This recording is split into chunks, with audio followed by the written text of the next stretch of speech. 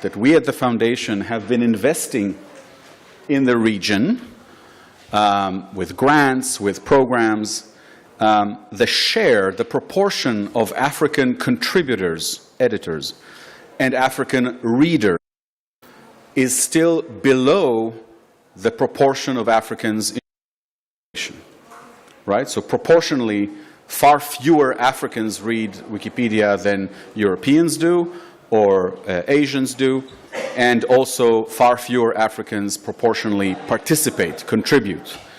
And you have some of the numbers here. I don't want to go through them in great detail.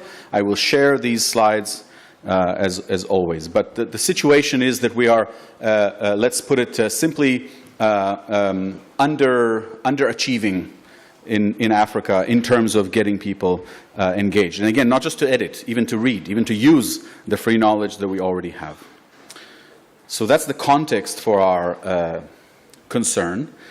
And we know from interviews, from site visits, etc., we know that a lot of the outreach, a lot of the work trying to get people involved is not effective in Africa, less effective than elsewhere. And it is largely a matter of familiarity, knowledge, competence. In other words, the average level of experience or knowledge of the material of an African Wikipedia trainer is lower than that of Wikipedia trainers elsewhere. This is a fairly unique situation in Africa that has a lot to do with how many of the existing African contributors joined the movement, right? Whereas most of you joined the movement by one day starting to edit, by clicking the edit button and kind of becoming editors, the organic way. A lot of the current program organizers in Africa joined as part of those interventions of like a Google writing competition or a Wikimedia Foundation outreach event, etc. And they were extrinsically motivated. They were motivated by some prize or some scholarship or giveaway or something, and that got them interested and they joined. But beyond that initial contact, beyond that initial training, they were not terribly motivated to gain more skills themselves. And yet, because we have been so eager to fund work in Africa, we were very liberal with grants and funding. And so these less experienced people found themselves trying to teach Wikipedia to other people. This is the kind of thing that generally didn't happen in this region, for example, where to begin with, the people who were seeking grants, the people who were trying to organize work, were people who were generally already quite competent at the wiki work itself. Was that clear? Are you following me? Yes. Okay. So we have kind of identified that there is a deficit, an under supply of knowledge of the policies, the wiki culture, among the people who are trying to teach it to others. And that's a problem. So, and there's a quote here that we have heard in our Let's Connect program that has online calls. People from Africa were saying, these sessions are good. There were sessions that were demonstrating all kinds of tools and things, but we need more basic training about actual on-wiki skills. For example, the notability policy, right? When I travel, when I visit CEE communities, I don't speak about notability, right? I absolutely assume you all know your own wiki's notability policies. It is a little different in Africa, partly because of the history of colonialism. I mean, the Africans I'm talking about are trying to contribute in the colonial languages, in English, in French, right? The problem of policy and rejected edits, etc., basically doesn't exist if they're trying to contribute in Zulu or Igbo or Swahili, right? Those are smaller and much more welcoming communities, much less strict. But if you're trying to contribute on English Wikipedia, which has strict policies and high standards, it is a lot harder to integrate. So there's also that, right? Many of you are editing also in smaller communities, more welcoming communities than the English Wikipedia. Maybe. some more friendly than others. So again, there are, historical, sociological contexts here as well, not just the issue of motivation. But all that adds up to the result that we had ineffective, less effective organizers. There are, of course, successes as well in Africa. And yet, our strategy calls for capacity building, growing the community, growing the diversity of the community, and specifically addressing these numbers, making sure that there is more participation from Africa. And so we set ourselves the very ambitious goal that by 2030, 5,000 active editors edit from Africa. The current number is about 2,100 active editors. So we're talking about more than doubling the editor base in Africa. So all of our efforts until now have resulted in about 2,100 active editors in Africa, and we want to double it within 7 years. Yes? In all Africa? Sub-Saharan Africa, sorry. Yes. So that's the ambitious goal, and how can we do that? What's clear to us is that we cannot achieve this goal by continuing our current practice of giving grants for this relatively ineffective workshop and outreach work. So, first of all, we observed that the training materials that were being used were not high-quality, up-to-date, structured materials. So the people were coming and training people without the best training materials that we can offer, and also the lack of audio-visual materials.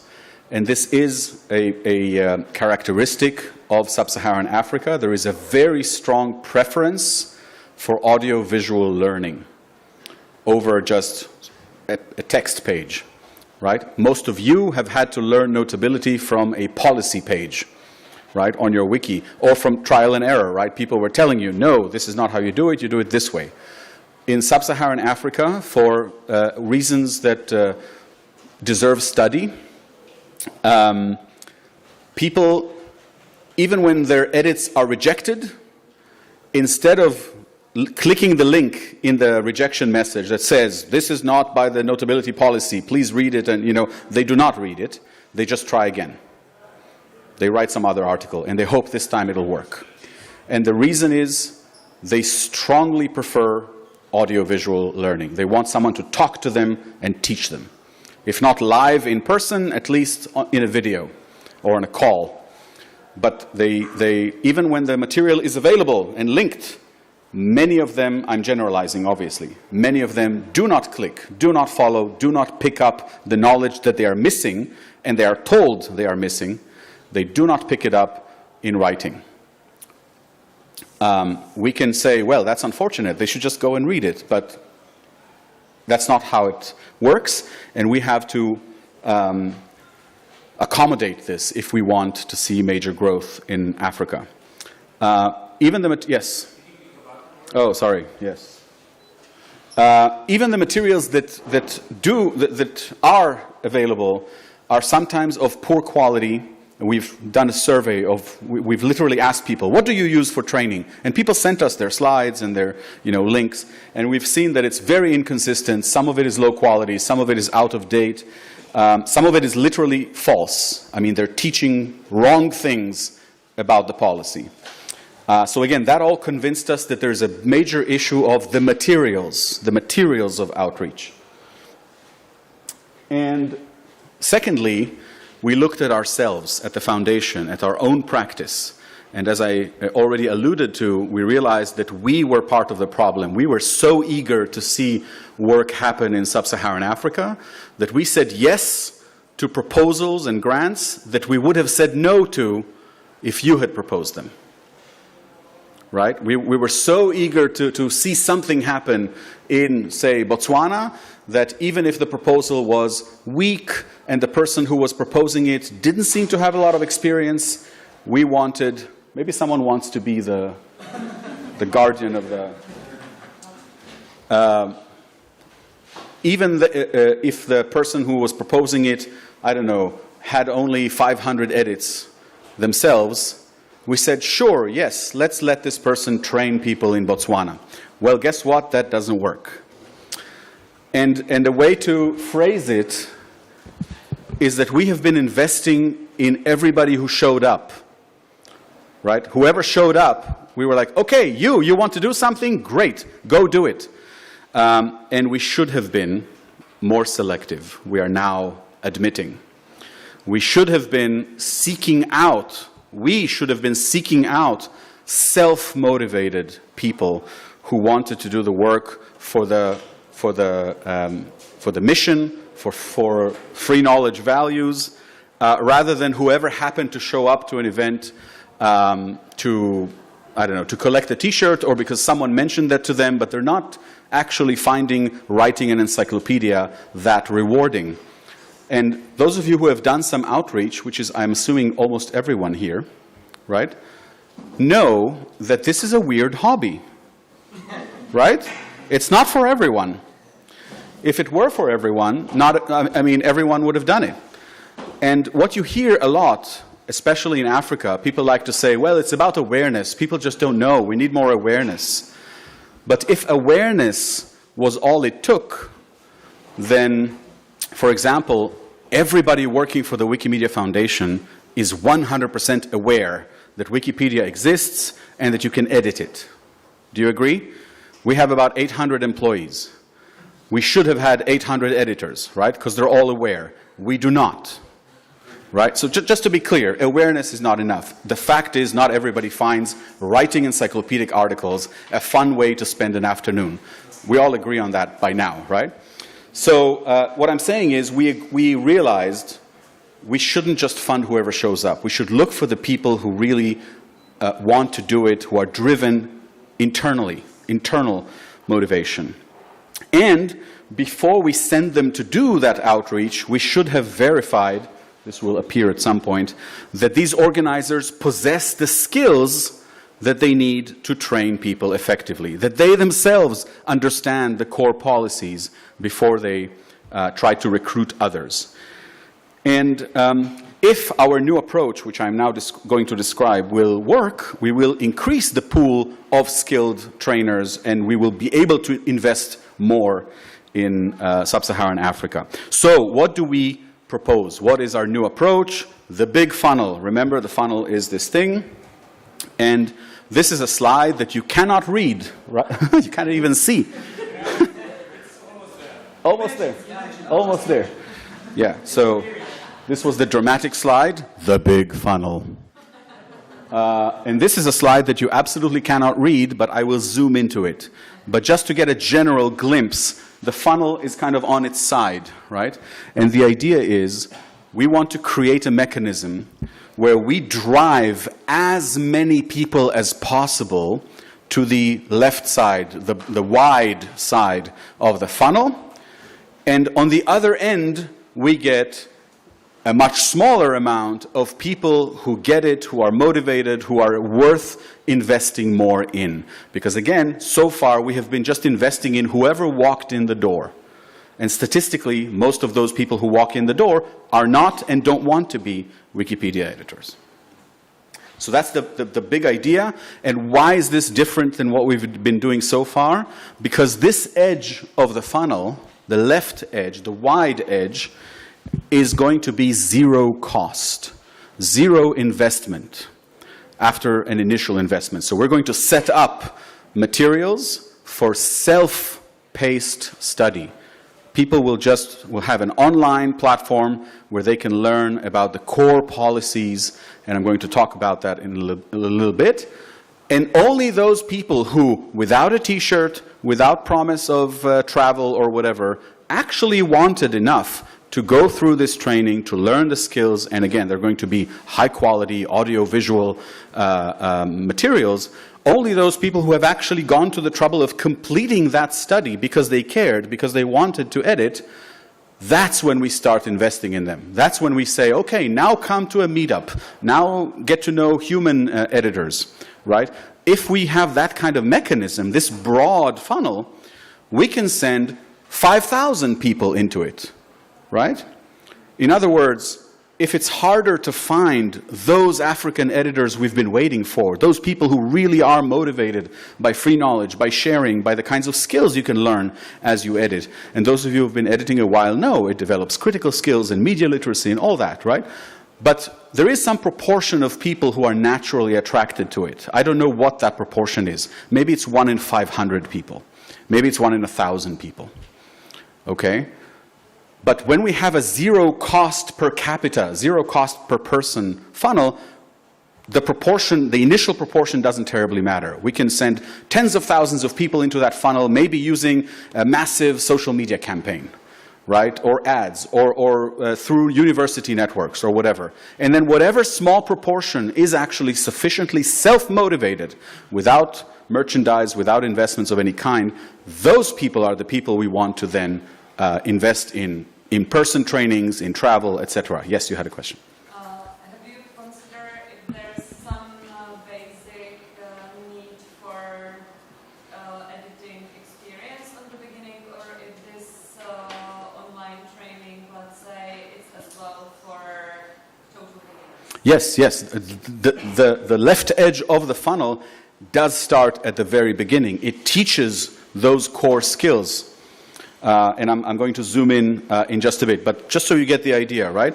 Zero cost here, as many people come in as possible, and then a possibly much smaller group is the group I spend some resources on. I fund in-person events, refreshments, whatever, travel, and then an even smaller group of them maybe would be so motivated and get experience so quickly that they would already be prospective organizers or leaders, and I would give them leadership training, or I would send them to a regional event like this, right? In Africa it's called Wiki Indaba.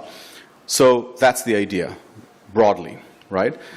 Because if we, for a moment, assume that, yes, it's like 1 in 1,000, that the kind of person we're looking for with intrinsic motivation is 1 in 1,000, and we keep having little editing workshops with 30 people at a time, think how much time, not even money, right? Time, the volunteer trainer's time, how many sessions like that we have to do to get that 1 in 1,000 to find them. So let's zoom in a little bit. So this first stage is basically the wide end of the funnel, and we are basically going to encourage as many people as possible to enter. No selectivity.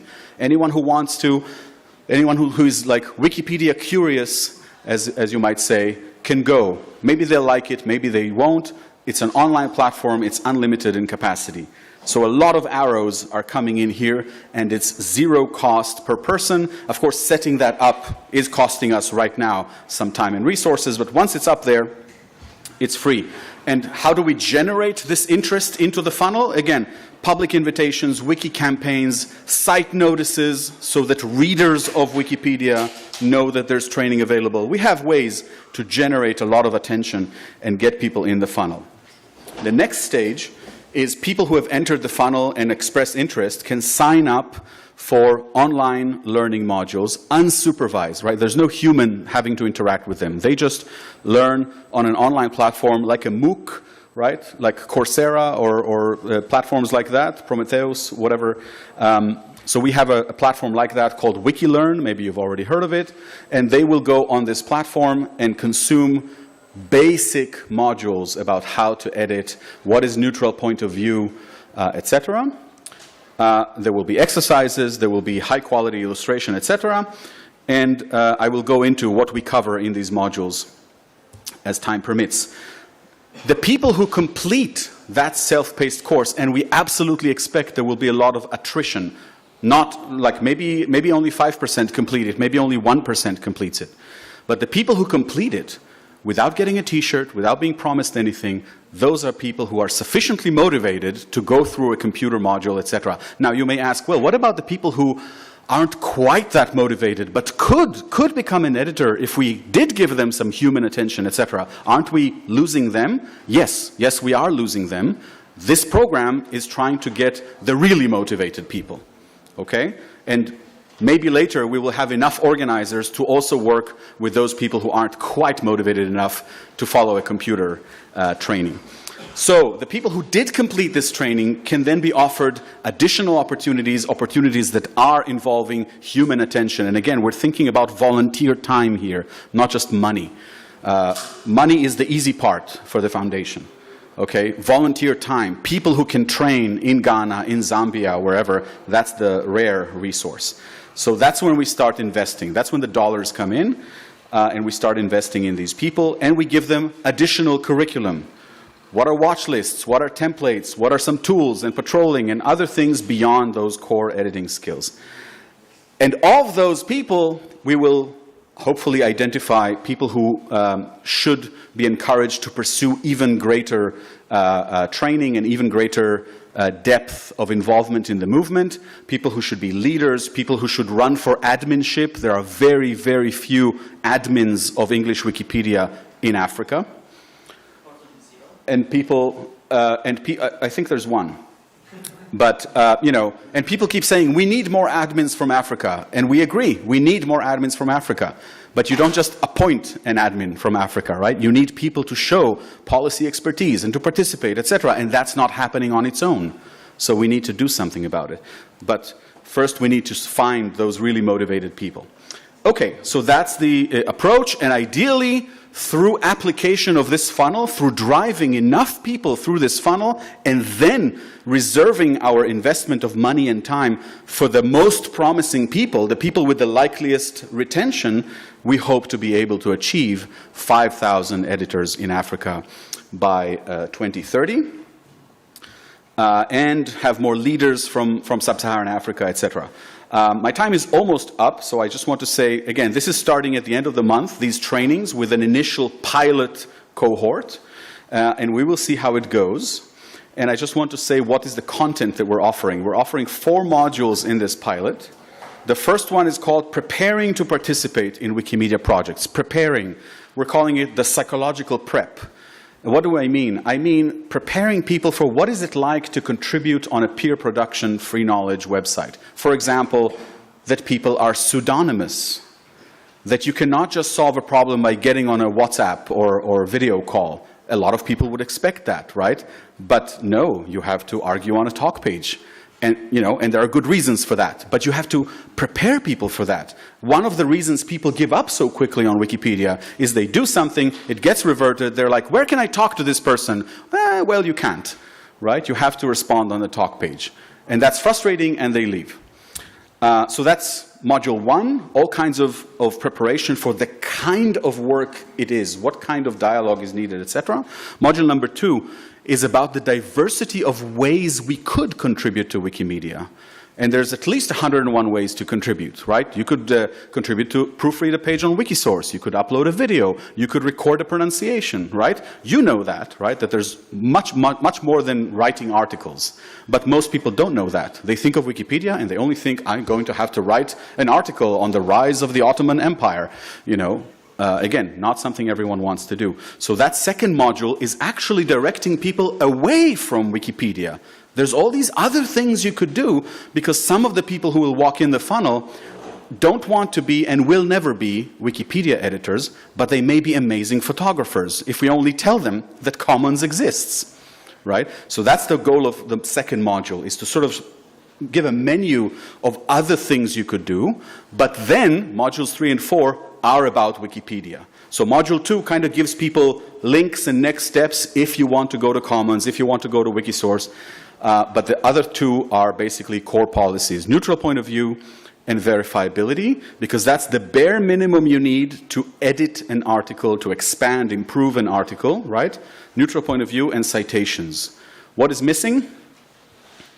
Core policy? Notability. But notability you only need if you're creating a new article, right? And we were instructed to make the pilot as lean as possible, so we decided to leave notability out and tell people in advance, we are not teaching you how to create articles. We're only teaching you how to expand articles, because creating articles depends on a whole other complicated policy that's for another day. So these are the modules. it's not just for Sub-Saharan Africa. The pilot is in Sub-Saharan Africa. If this approach sounds like something that you could use, and I'm thinking especially of the smaller communities in this region that only have the energy to do maybe, I don't know, 2, 3, 5 in-person events in a year, you want those in-person events to be as effective as possible. What if you could generate the participants in your in-person events using a funnel? Right? That's why I'm thinking it may be relevant to some of you.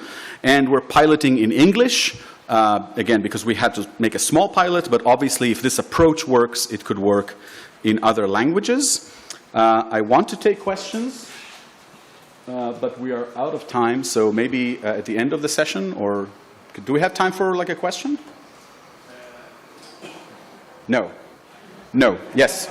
Okay, so I'm available for questions at the break, and we also have the slides of these modules. The 4 modules are ready. If you want to take a peek, I can send the links, and you can look at how do we show the 101 ways, for example, to contribute. Thank you.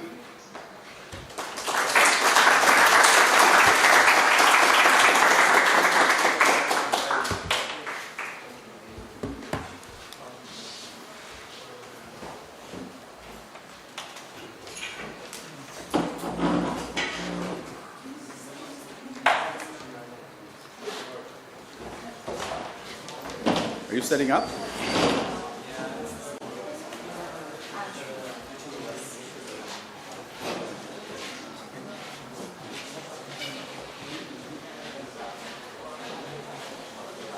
Nedám to ani čítaním asi. A tě mrzí ma to.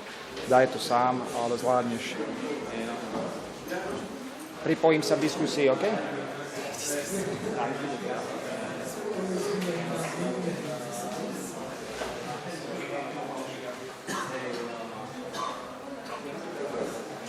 No, that's a good question, kde ten... Niekto nám pomôže? Kde to máš?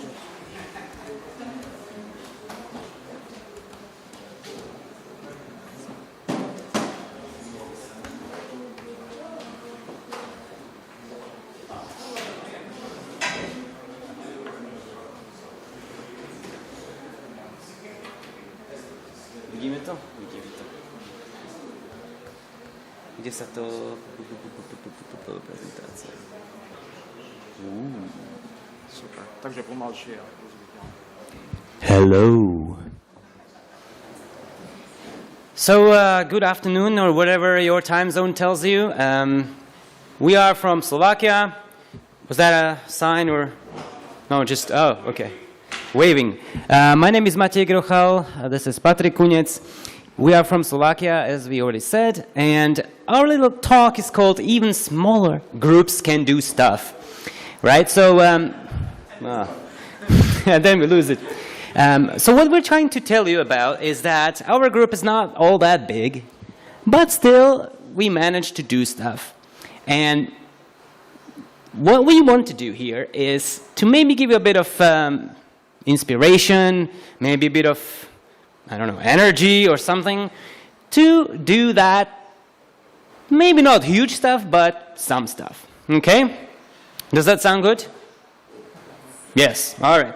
So let's keep going. So let's just talk a little bit about our little group. When I say little, it is actually quite little, right? We have 7 members right now, right? So it's small, right? Sorry? Right. 2 7s are here. Okay. So smaller groups, well, there you go, have it, right? What that means also is that our board is going to be even smaller, right? Another thing that is quite kind of different from what I'm seeing around the movement is that our understanding of the board is a bit different, right? In most cases, the board is kind of a very abstract kind of thing, group that meets once a year. In our case, it's not quite like that. We have this executive board kind of thing, right? So the way it works is that our AGM, annual general meeting, meets once a year. That's kind of standard. And they vote for 3 people to become the executive board members. So these are the members that actually are supposed to do stuff, right?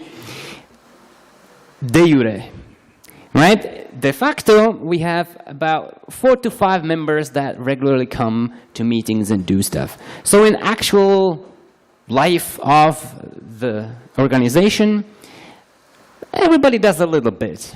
It's not exactly you're a board member, you do stuff, right? Or you're not a board member, you don't do stuff, right? So we have meetings every 2 weeks online, right? Where we meet, whether you are a member or not exactly a member, whether you're a board member, it doesn't matter. Whoever wants to come meets. There's about 5 people that come to those things regularly, right? Yes, the audit committee I kind of skipped over, but let me come back to it. Our other members, currently 2 members, are in this audit committee that actually serves as kind of the oversight body of the organization, the board in other organizations. Okay? So that's the basic setup that we have. When I write predictable but still issues, I'm talking about the meetings, right? So here we come to the small but, right? We have meetings, people come, but still sometimes I have to be like, oh, are you coming or not? We don't know, right? So sometimes it's a bit unpredictable. Sometimes I have to, at the beginning of the meeting, it's 8 o'clock, people should be here, and I'm like, hey, are you coming? Hey, are you coming?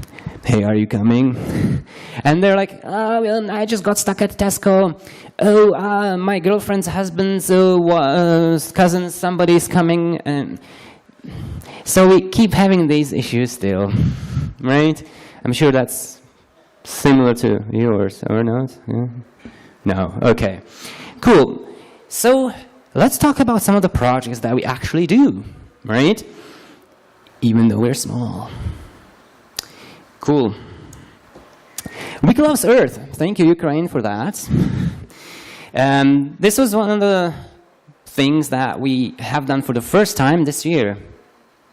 Woo, right? Oh, thank you. We used to do Wiki Loves Monuments. We did that, I think, 6 times maybe or so. But now it's been like, oh yeah, Wiki Loves Monuments, yeah, let's do something different, right?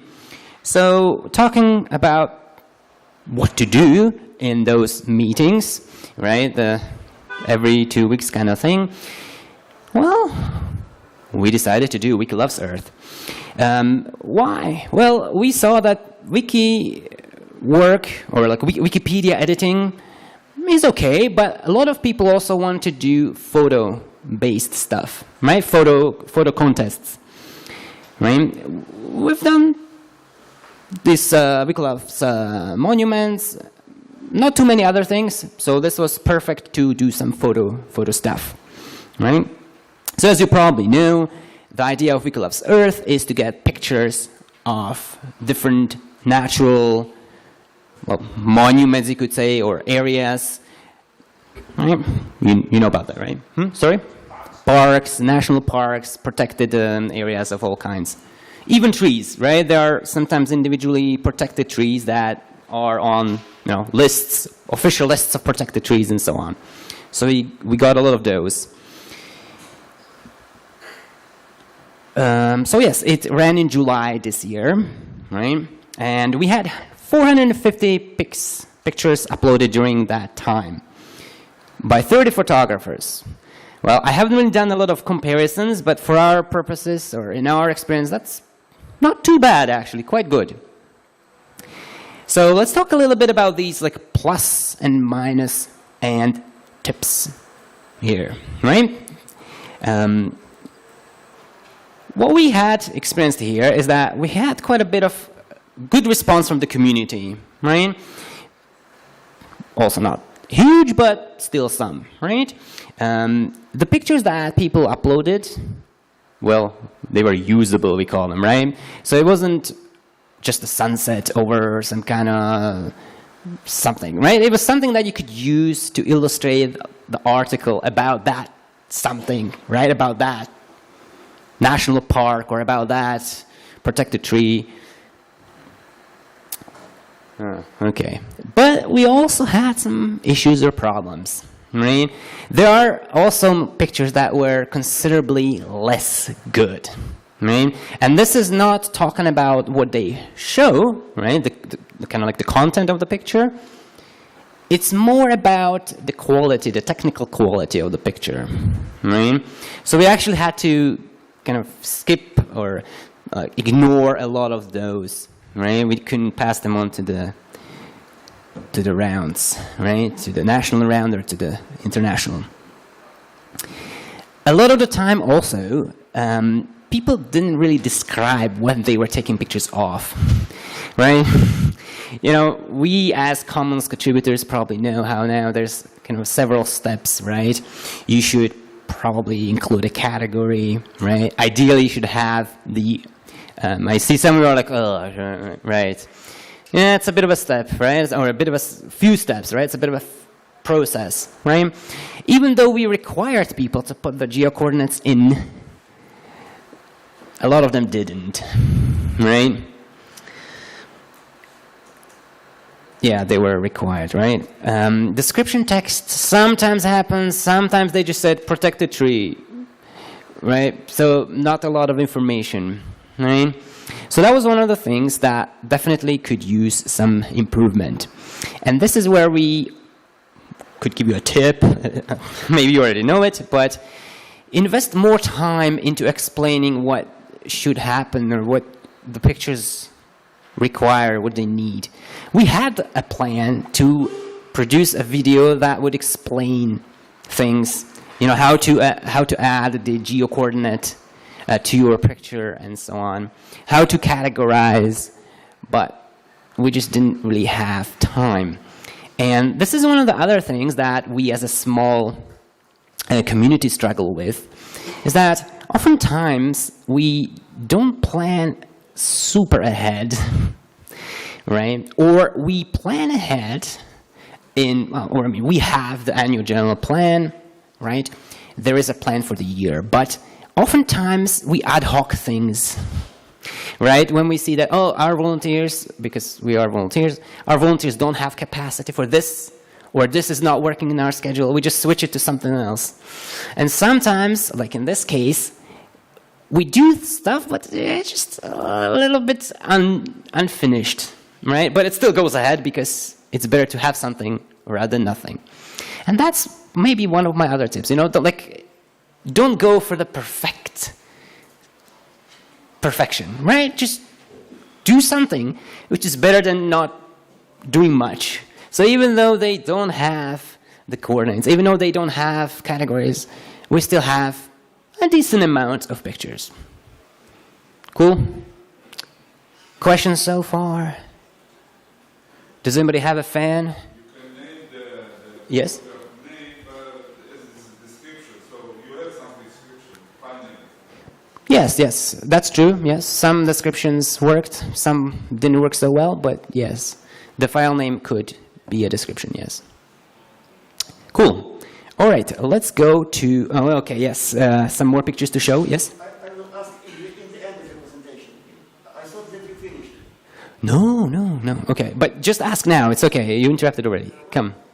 Do you have experience when this small group consists of one person? Well, no. And that's good, I guess, right? Or do you mean our group consisting of one person, or? No, I mean, do you have your personal experience when the group consists of one person? So you do something by yourself and you do a lot. Oh, like that? No. Well, I think I will talk a little bit about that later. Yes. Okay, so let's talk about that later. Okay. So the other thing that we did was this Seniors Creating Wikipedia project, right? I mean, if you've been to the CEE little discussion about different programs, you know that there are maybe 5, I think it was, different Wikimedias that run senior projects, right? So we too took a look around, inspired ourselves a bit, and did this project. The interesting thing was that It was actually a library that we tried to work with earlier, but all those grants proposals just didn't work out. They reached out to us and said, do you want to do anything? So we put together the seniors program. As I'm talking about here too, we built it on a previous project that we had, this Wiki on the Road, where we were thinking, okay, so most of the editors that we know, at least, we don't really have info about where people are from, but most of the people we know come from the bigger cities, right? And we wanted to know, or we wanted to, in 2018, we wanted to go kind of like into the rural areas, almost, right? To try to spread the word there. Didn't really work. But our main purpose here with the seniors was also to go to a medium-sized city, not the biggest, not the capital, but to start a bit smaller, slower, fewer people, but something, right? So what we set up is these 6 workshops or 6 meetings of approximately 90 minutes, sometimes 2 hours, in a local library, where approximately 10 people came in a regular kind of way, right? Not too bad.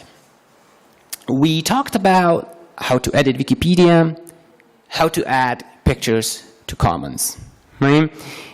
Afterwards, we thought even this was a bit too ambitious, but these were our 2 main goals. We didn't want to touch Wikidata for now. We didn't want to touch the other projects, the sister projects, these 2 for now, okay? As a result, there were some articles created, I think like 4 maybe. Yeah, maybe about 5 pictures to Commons, but still something. So let's talk a little about these pluses, the issues, I didn't want to say negatives, and some kind of tips. Okay, so there was an issue of travel, right? Being a small organization with few members, our members are a bit spread out in different places of the country, right? So it was hard to find kind of a central point to have the workshop, right? Because we're all somewhere different. We didn't want to have only one person doing it, right? So we had to kind of import all those other people into this central location, which cost a little bit of money, of course, and time and effort, right? The person from Banská Bystrica, where we had the workshop, Patrick, he didn't have to travel, right? But I had to travel for 5 hours, let's say, in the morning to do a workshop at 4 until 6, let's say. Then I stayed in some kind of accommodation, and then the next day I traveled 5 hours back, right? And we did this 6 times, right? So in the end, we're kind of scratching our heads, well, that might not be the most effective way to spend this effort or the resources we have. The other thing that we had a bit of head scratching about is the retention, right? As you probably know, generally speaking, retention rates are not that super good, super high when it comes to editathons, right? It's already kind of what Asaf was talking about as well, right? We often have so many people come, but not that many people stay, right? And especially in our case, there was a bit of talking, right? I had the idea that maybe we should say, come to this workshop or to these workshops if you have a certain knowledge of computing already or certain basic user skills. But in the end, we decided to open it to everybody, right? So, didn't work so well. Some people had problems with very basic stuff. They kept forgetting their passwords, couldn't find it in their email and stuff like that. So we had to spend a lot of time explaining these kind of basic things. The other issue was the library. It was good, it was not good. At the beginning of the planning of the project, we had this idea that the library would be opening a new branch. Very new computers, very new projectors, everything would be spanking new, great. Well, that didn't happen. So we were in a smaller room, The projector was kind of shaky. Yeah, not so good. The other problem with the library is that, or was that, they did the registration, right? So all the information that we had about the participants, we didn't have until later, right? So we didn't really know who was coming until after the thing started, after the meeting started. And after the meetings, we didn't really have a good way to contact them and to try to keep in touch with them. So that was another issue, or another thing we would have done differently if we could. So now we're, I guess, getting closer to the tips. I don't know what closer is supposed to mean, but promotion. Don't travel too much. That's probably what it is, yes. So bring it closer to where more of us are, even though that's a struggle. Promotion, right? We also thought that the library would promote it more, and they probably thought that we would promote it more.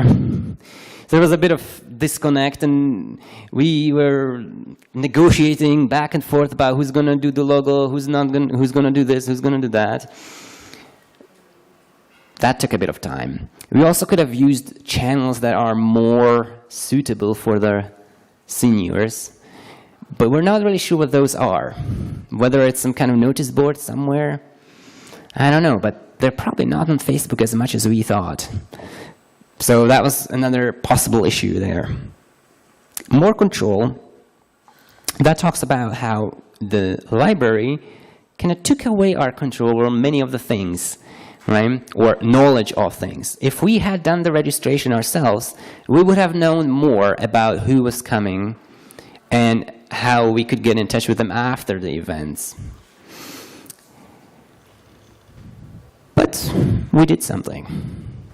Okay, so now the last little thing here.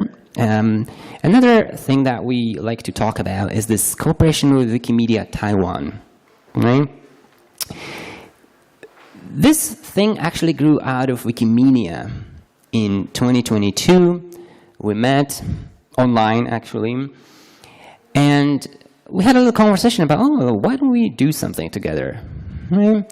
And out of this little conversation, we grew a little bit of a thing. So we had been doing this Wiki Asian month for, 5 years, right, since 2018.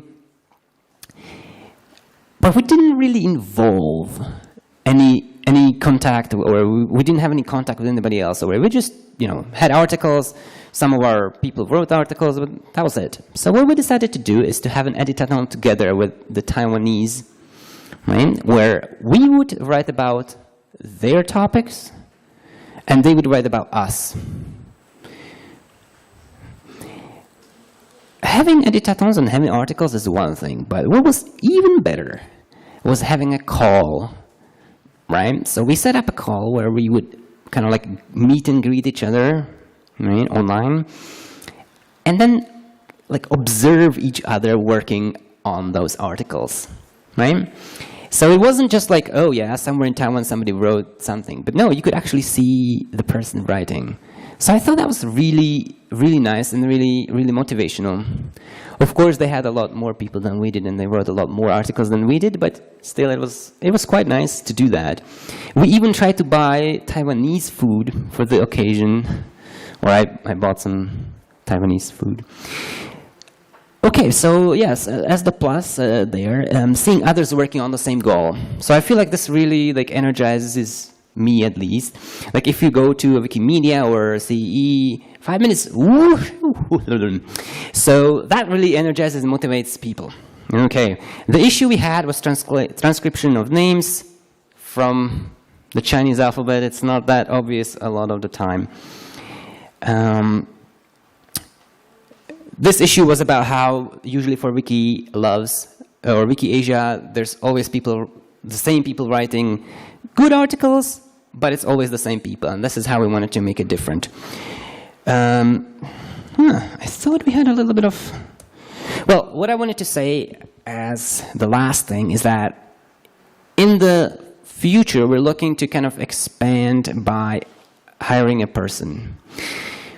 Not sure if full-time or part-time, but to do this, we need to kind of change our governance structure, change our processes, and this is how things, I believe, are going to grow.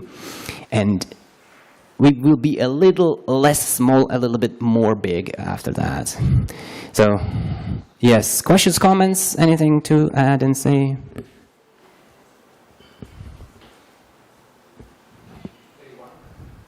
Somebody there? Natalia, yes.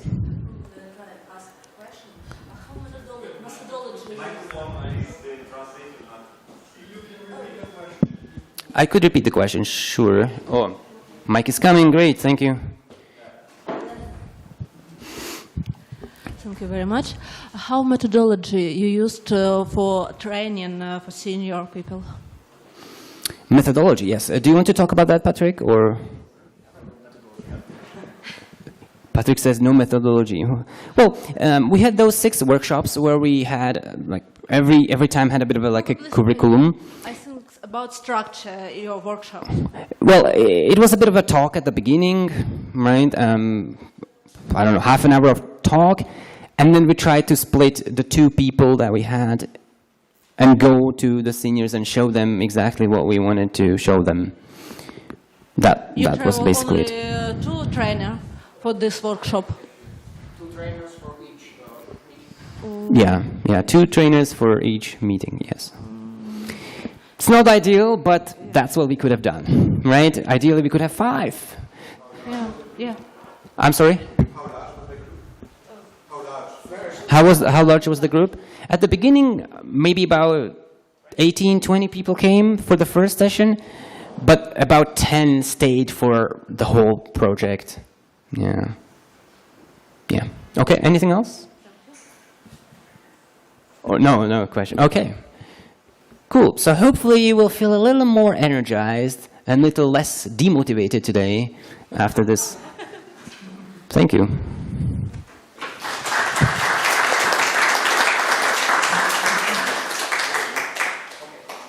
Who's next? Coming up, it's Vladimir.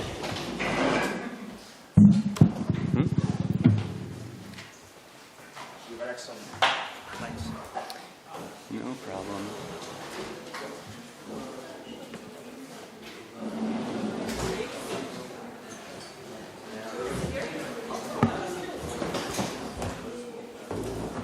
Okay.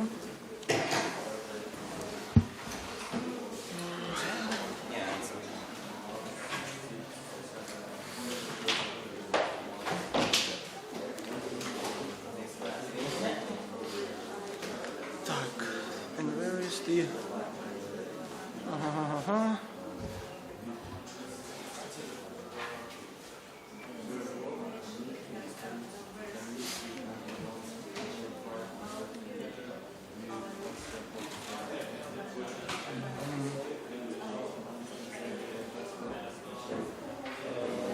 I'm not sure whether it will work. I don't know. Did you use this or something for the presentation? Okay. Let's try. Okay.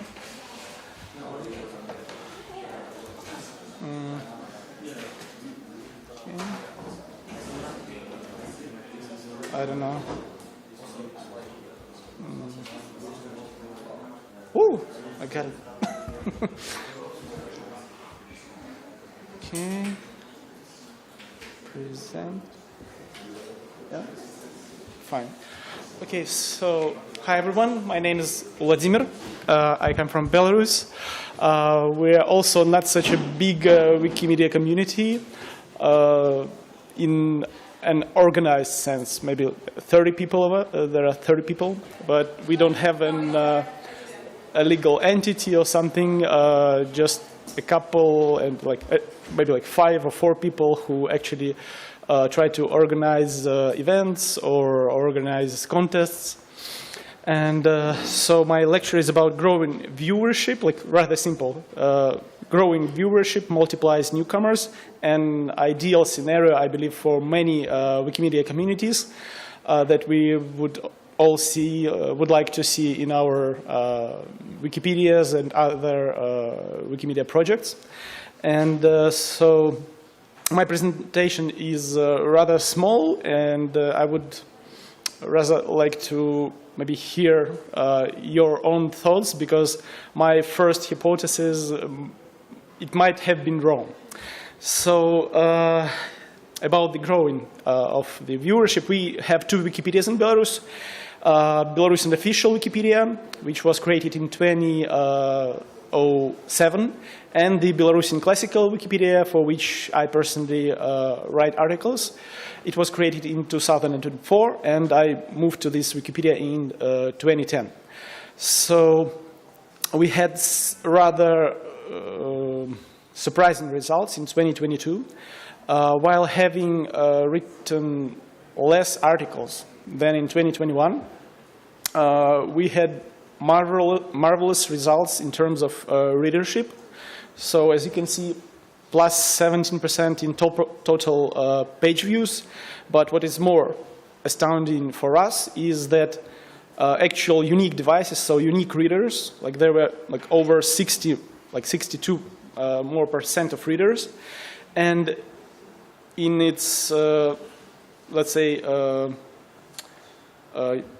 fruitfulness of this result, as a result, we had 3.5 times more new registered users, almost 70, which is also totally like marvelous result for us, because we were more used to losing our new users and even the older users too, because like some people come and go even after 5 or 10 years of editing articles.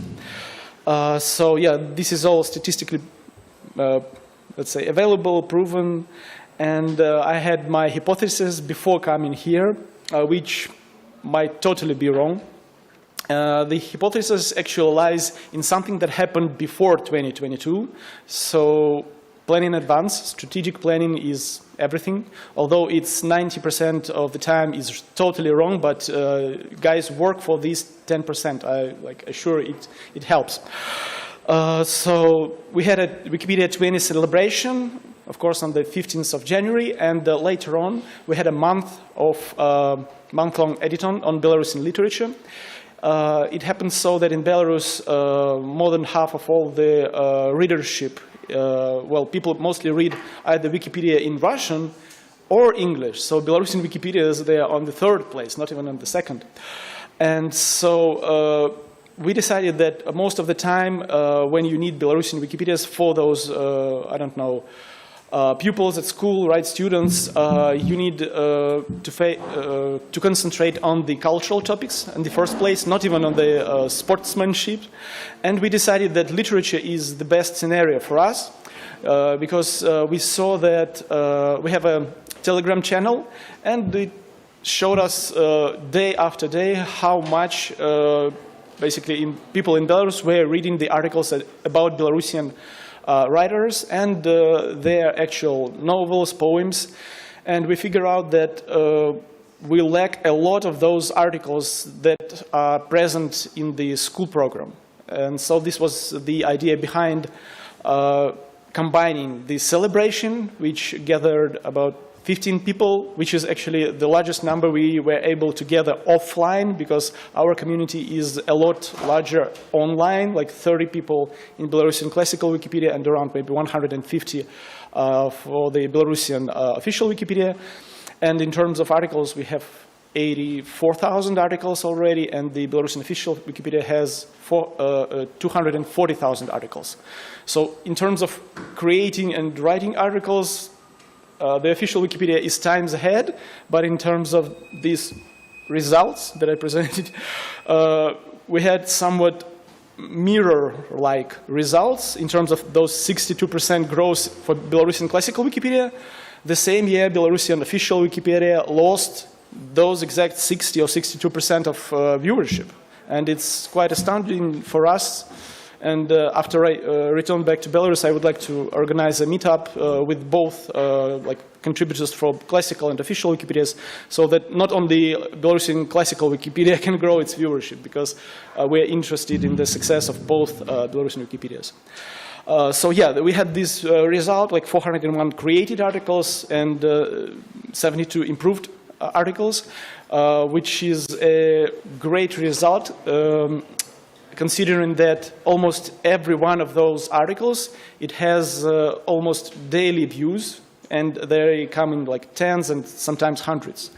So it was like fruitful, not in terms of the number of articles, like in the Belarusian official Wikipedia, because they do a lot more than us, but in terms of the results for the actual readers, right? So how do you call it? The number of cents per dollar you invest, right? Basically.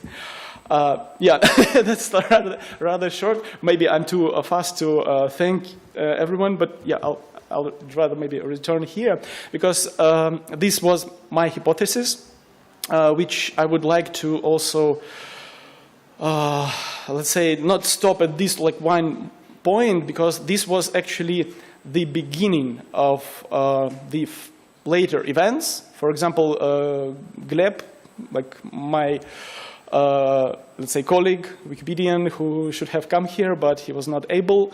He actually started with editing the articles during this Wikipedia 20 celebration, and that is why actually I was so hopeful to see him here, because I had, let's say, a living person to present to you, like the fruitful result in blood. Yeah, and well, there are also some, let's say, less positive circumstances. For example, Pavel Pernikov, who is right now is under arrest. He was also one of those people who took part in this contest. So this was the starting point, and after a while, both those Wikipedians and many others alike, they started to contribute. Yes, so the result was also fruitful in terms of reiteration. When we usually lose people, we were able to find those contributors that continued to contribute. And in terms of, well, Pavel Pernikov, he stopped contributing only after the arrest. So, yeah, if we would have somewhat like better conditions in like several other spheres, the results might have been even more fruitful, like later on in 2022 and this year too. So that's a good example, and we had several, let's say, parts of the recipe, because it was an international celebration. It was a jubilee, right? It helped a lot. We had awards for those who contributed the most. And we had an offline event to start with. So we had such a good warm-up. Actually, this was maybe the best warm-up we have had in the history of Belarusian Wiki movement, aside from, of course, maybe it was 2017, when we had a Wiki conference somewhere, I don't know, outside of Minsk, when maybe around, I don't know, 20, 30, not 40, but yeah, tens of people showed up. But yes, it was outside of the city, so they did not manage to contribute at that same place, like a lot of stuff, but at least everyone got acquainted. So it was, yeah, rather positive event too. Well, another thing is, like, beside this hypothesis, is that, well, we have a saying sometimes in Belarus that sometimes the situation is so bad that with the absence of the good news, the bad news start to help you. It's not logical, like, just don't even try to... Yeah, so I'm talking about the Belarusian emigration in recent years, which simply multiplied. And in terms of, if you speak about Belarusian classical Wikipedia, we actually lost this, let's say, Google badge to the Belarusian official Wikipedia several years before that. So we had our viewership down and editing down. And it happened because people who were searching for the information, they were getting only the Belarusian official Wikipedia results up in their search results, right? And it happened because all those who were looking for the information, they were inside of Belarus. But right now, when we have hundreds of thousands of Belarusians living abroad, and they are usually quite tech-savvy, right? Most of them are actually IT, let's say, people, right? So not the programmers themselves, but very tech-savvy people, and including their children, families, right? Everyone they brought outside of the country with themselves. And so every time they search right now outside of Belarus, anything in Belarusian, many times because although like Belarusian classical Wikipedia has 3 times less articles, all those articles are quite often, like we have a lot more articles that are like good articles, bigger articles, in terms of like percentage, like 1 out of like 500, 700, not 1 out of 1,500, right? So it's quite more likely if you search something that is present on Belarusian classical Wikipedia, you might find rather like more high quality information, including pictures actually. Well, this is my, let's say, additional hypothesis, but you are welcome to have your own, like, not in terms of only like Belarusian Wikipedia, maybe there are other examples that are similar or quite revealing in any other aspect. And so, yes, like the addition to the first hypothesis is that our success is not also like, not in every way depends on us. We may ride the wave, we may have catched it, and this is also great, but at the same time we have to, let's say, pay due respect to the circumstances that have helped us enormously, actually. But at the same time we should, understand that in, let's say, equal conditions with even 3 times larger Wikipedia in the same language, you can have, let's say, an enormous growth and in viewership and in newcomers who are interested to contribute and contribute regularly among those people. That helps, to retain usership and readership too. And yes, combining all those hypotheses, I would like to finish with the words that, well, don't put up with the circumstances, right? Yeah, as Matej said, like you can still do a lot within a small community, and sometimes we just, well, we're not obliged in any way to focus on the negative, like to start with. So just, it doesn't mean to, like you don't have to close the eyes on anything negative that is going on, but still you can use all those even negative events to your advantage, because it comes as something like, the question, the answer, the question, the answer. So maybe it's an opportunity like in business. Yeah, thank you for your attention, and yeah, I'm ready for like any questions or remarks, or maybe you have your own hypotheses or additions to this hypothesis. Yes, please, microphone, can we have it, please? And maybe I'm too over positive, like in 2019 again. Sorry. I don't know much. I mean, I read sometimes Belarusian one channel, but yeah. But a question about maybe it's a change also in media landscape. Mm-hmm. I don't know which one used Taraszkiewicza, which one used modern Nekta. I don't know, for example, whatever. I don't know exactly, but maybe it's just if. Some, especially immigrant media, they use old spelling, and if you just copy something, you have, Nobel Prize winner or some known writers. You just copy the text and you put it into search engine and you get the Taraszkiewicza version instead. But maybe it's a change in the media. Thank you for your own hypothesis. Very creative one. Thank you. Thanks a lot. Actually, even in these matters, we had some, let's say, somewhat negative moves, because like they were negative in one sphere, but they are paying off for, like, in general. Like, you cannot say, like, straightly, like, it's totally negative or totally something that is positive. You can still use, like, any action that is out of your control for your own advantage. So to give you, like, at least my view, until 2018, in Belarus, actually, even at the time when I came to Serbia for the previous CEE meeting that I managed to attend in 2019, at that time we had about 80% of all the internet in Belarusian language in Tarashkevitsa orthography, right? Classical orthography. And after those years, the landscape has changed dramatically.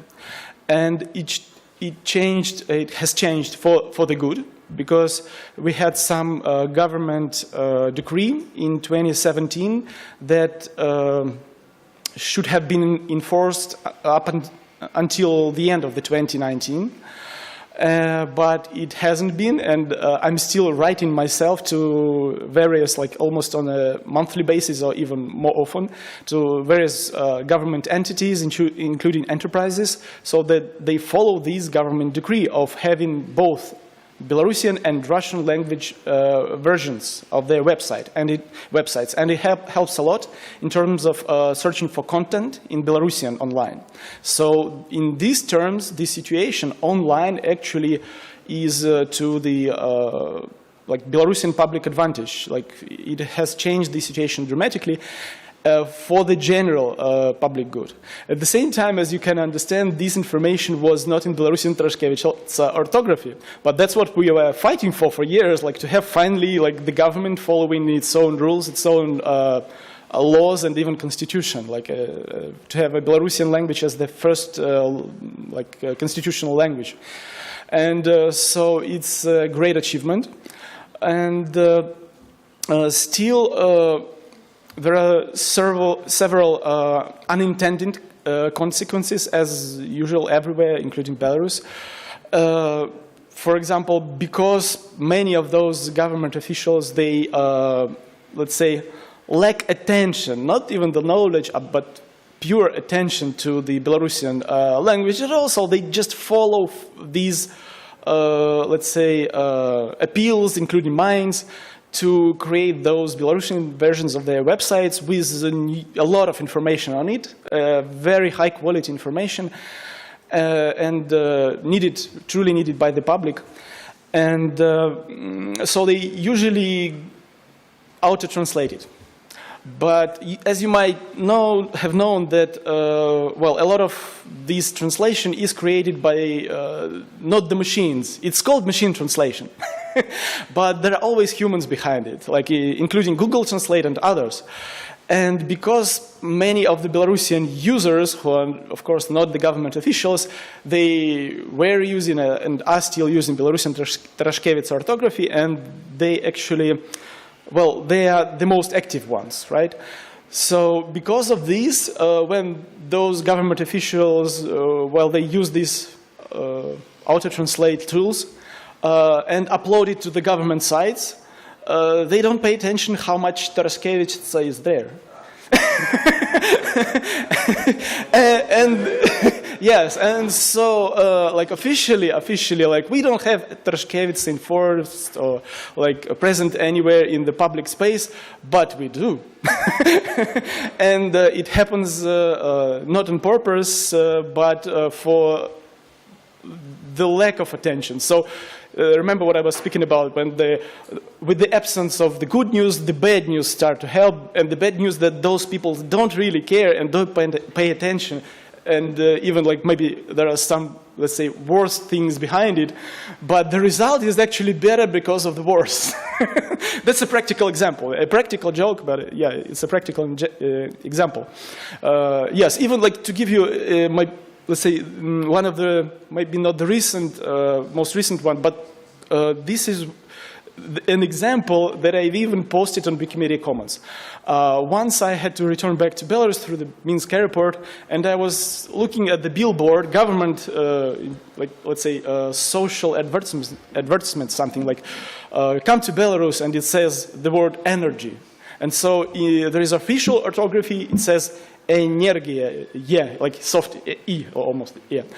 And there is also a way you can write it in Belarusian orthography, classical orthography, through energia, like right? And so it was, of course, written in Belarusian classical orthography because no one was paying attention. And it was up into your eyes. Like, imagine, like, this is the first word you see the first time you come to Belarus. You see it in Belarusian classical orthography. So it's not just something you can see in Belarusian public space online, but offline too. And it's, well, great, while at the same time it's bad. I don't know. Yeah, but thanks a lot for your hypothesis, because it actually helps to reveal some, let's say, other waves, unintentional consequences that are actually good for us, for the public, and that way that we are actually like managing to still continue writing on, and we still manage to continue to have positive results. Not just like positive, but like more and more positive, like a year after year after year. So yeah, this is how we roll. And I hope that my lecture or talk was, let's say, encouraging enough, because I've made it up because, not made it up like intentionally, this whole story, but I've written it down because like Kirill was asking Seminovsky for some positive story, and this is a true story. Yeah, and I hope that anyone in any community, in any CEE community and around the globe in Wikimedia movement can have such, not just positive approach, but and thinking, but let's say the grasp, right, to see those positive changes and trying to see those changes as an opportunities, even despite the fact that sometimes it comes with the bad news, and it's actually like you can interpret everything like in a positive and a bad way, right? And so some things that we can even interpret in a negative way, those changes, they actually come with the positive actual results that are actually, how do you call it, useful, like practically useful. So yeah, let's try not to forget about it. Yeah, thank you for your attention. Maybe some other question or even hypothesis. Yeah, right? No? Yeah, yeah. Good. Matej, maybe microphone. Yeah, please. Thank you. Maybe just in a few sentences, you could say what are the key differences between the two Belarusian Wikipedias? Yeah. Because I'm still not quite sure I understand it completely. Thank you. Okay, so the situation might seem similar, and it is, with the Norwegian language when you have Nynorsk and Bokmål. The difference is we are not called the new, we're called classical, traditional, because it was the first orthography which follows the Belarusian traditional linguistics thought and orthography, like scientific school. And the difference of the official variant, it's like, for example, Bokmål, it's a version that of Norwegian language that has been quite strongly influenced by the Danish, right? The same goes with Belarusian official orthography, which has been artificially, on purpose, influenced by the Russian orthography politically. It is even called political reform, like officially, in all official documents, what happened in 1933. And a lot of Belarusian philologists were persecuted back then, and this is, let's say, the starting point when all those differences arose before all Wikipedias. But we are striving to have a single language, like a single orthography, like the Norwegians do. Yes, they plan to have it by 2070. We don't have the date. But we have this movement even officially in our documents. The document is the modern normalization of the Belarusian classical orthography of 2005. And it says that, you can find it, like read it, the document says it openly that we aim for having a single orthography, not just like you're following our way, but somewhat in between. And the official orthography is now based on the law of 2008, which is maybe repressive, not just maybe, yes, they have some repressive norms, but now they are turning away from these little by little, not enough, of course, as we usually think, but they managed to bring and widen this phonetical rule to come back to it, right? So we are coming closer to them, they are coming closer to us. Yeah. So it is a language issue rather than like a content. The content is... Well, content is of course different because they have 3 times more articles. So it is already. more like government-sponsored, more... No, there is no government sponsorship of both Wikipedias. We don't have like a legal entity even, because according to the law we need to have at least 50 people in each of 6 regions and in the capital. We cannot cover like all the regions yet, and we have only 30 people like in the user group at least. But a lot, like times and times more who are contributing on a monthly or weekly or even daily basis. So there is no government support for any one of those groups. I have 3 minutes left in terms of support. Yeah, maybe someone else.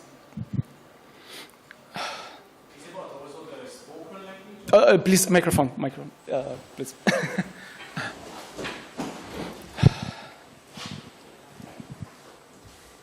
Just a small complementary question. That is it also for the spoken language or only for the orthography? So the written form is different, or also the spoken version is different? Yes, as they say, both, or none at the same time. So yes and no. Yeah.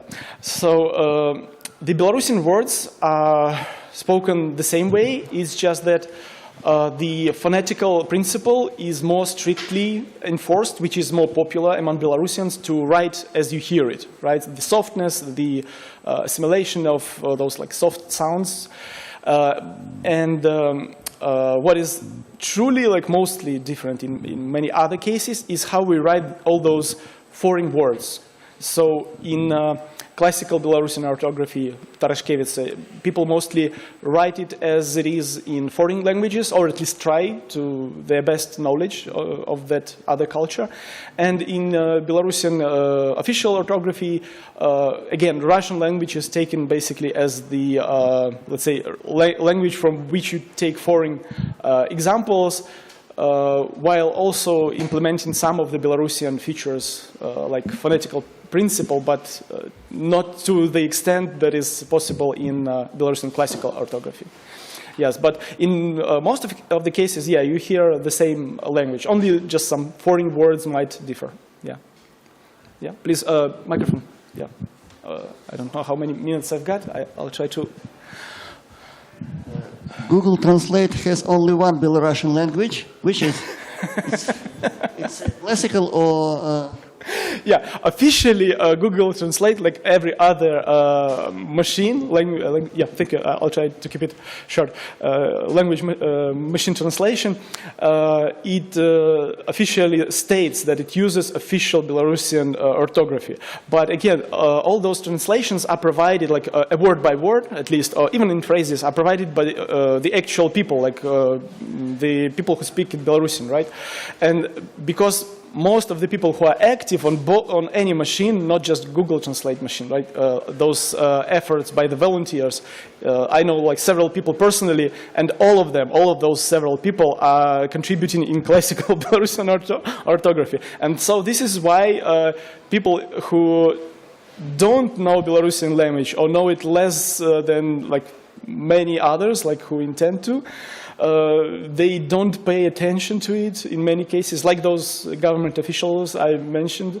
And unintentionally, those Belarusification efforts, even those that are trying to impose Belarusian official orthography, unknowingly they promote Belarusian classical orthography.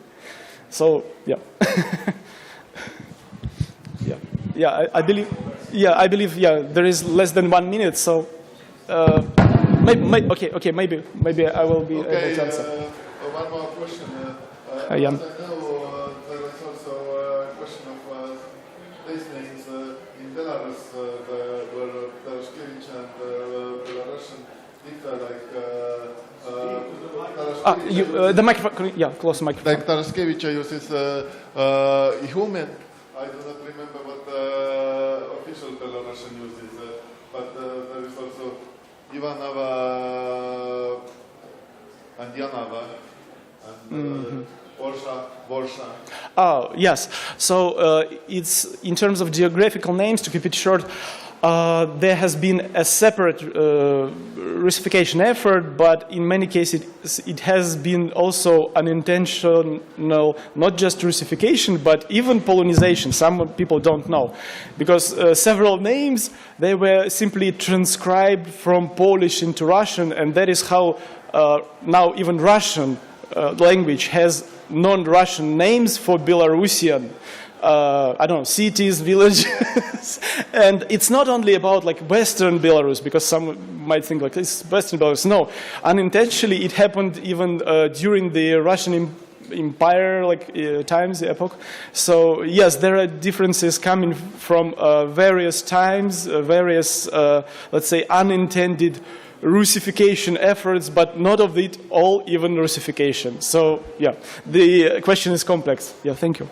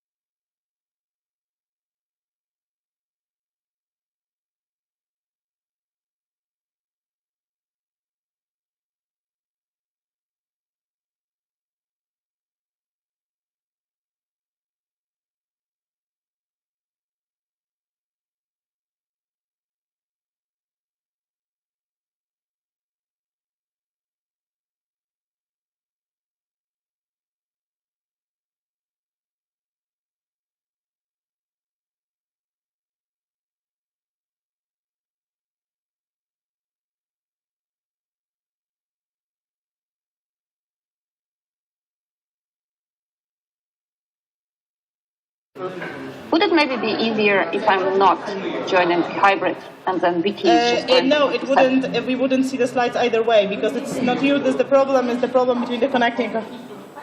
Okay, I thought that the problem was me. Is the computer even connected?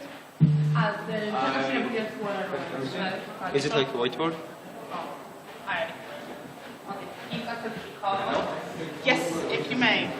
I don't think it's connected. Well, it's not connected. Yes, so that might be the problem. When you connect the cable, it works better. It works better, yes. This is what I've learned. Yes. But Meckman was very confident about it. Was confident it could work without? Yes! Okay.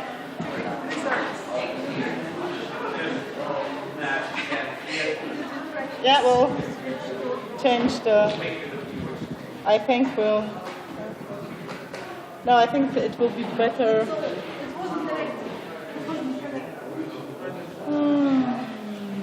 No, not that. It's not the way we want to do it. Okay. Hello, everyone. We're, as usual... Okay. We'll try to make that bigger. I don't know how Macs work. Okay. Hello, everyone. Welcome to the session at the CEE meeting, which has many things in the CEE meeting, and the CEE region starts with a lot of chaos and trying to make things work. And in the end, we always succeed, such as this time. We will be having this session hybrid format, and as you already could see, it brings challenges, so please be patient with us when we'll be trying to make those challenges work. First, an important information. I know that everyone read at the Telegram chat that we need to leave the university pretty soon in order to get to the buses. So as the kind creatures we are here at the sessions, we decided that we will make our best to end the session a quarter earlier so that you can calmly go to the hotel, drop off your laptops, put on your party clothes or whatever is needed for a Georgian supper, and then move to the buses without any anxiety. We have a lot of time, so that will work. And the session will go in a way that the board will share some information, and then we will have time for questions and answers. And if we will have some time more, the board will have some questions for you. So also keep that in mind. Okay, so I'm giving that to the board. We have Natalia online and Victoria here. And yeah, and can you please introduce yourselves? I think most of people know you, but... Hello, my name is Victoria Doronina, and I'm a member of the Wikimedia Foundation board. Microphone. Hello, my name is Victoria Doronina. This one. As you can see, chaos, confusion, but success in the end. Switch it on. Yes, switch it on. Hello, my name is still Victoria Dorodina. I am still a member of the board, and I was elected in 2 years ago, mostly by the people representing CEE region. So thank you for that. Okay, Talia, introduce yourself. Hello, everyone. Now we are going to check if my mic works. It works perfectly. Great. My name is Natalia Tymkiv. I'm also from CEE region by work and by nature of being born in the region. I'm the chair of the board of trustees, and here you can see, and of course I forgot to click, here is you can see the other members of the board. We have 12 trustees. I am going to show you a very short video about the board and the role of the board, and I hope it will work.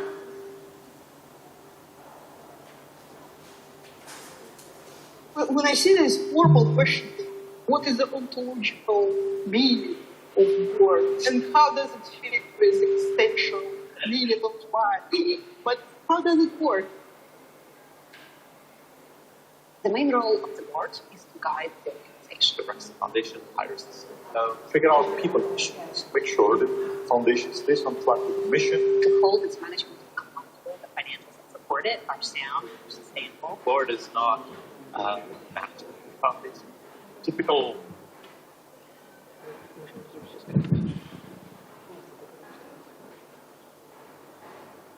Yeah, I think we won't be having a success with the video because it's very, very, very, very quiet.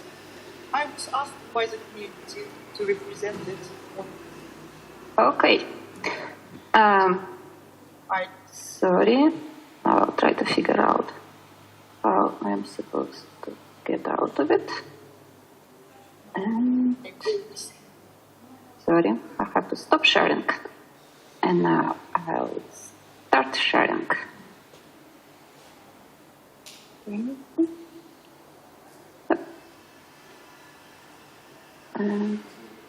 Wait a second.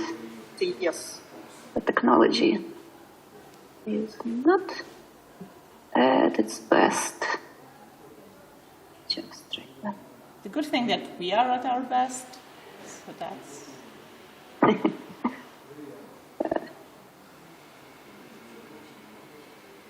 Sorry. Of course, the link is not exactly very handy. Then we just need it. Okay.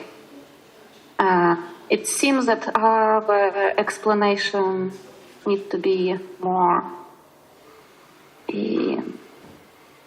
speaking rather than in showing you a video, which could have been an easier job for us. So, the board of directors, which is more commonly used form, at least in the USA context, is the executive committee of the organization that jointly supervises activities of the organization. In the case of a non-profit organization, this board of directors is usually called the board of trustees.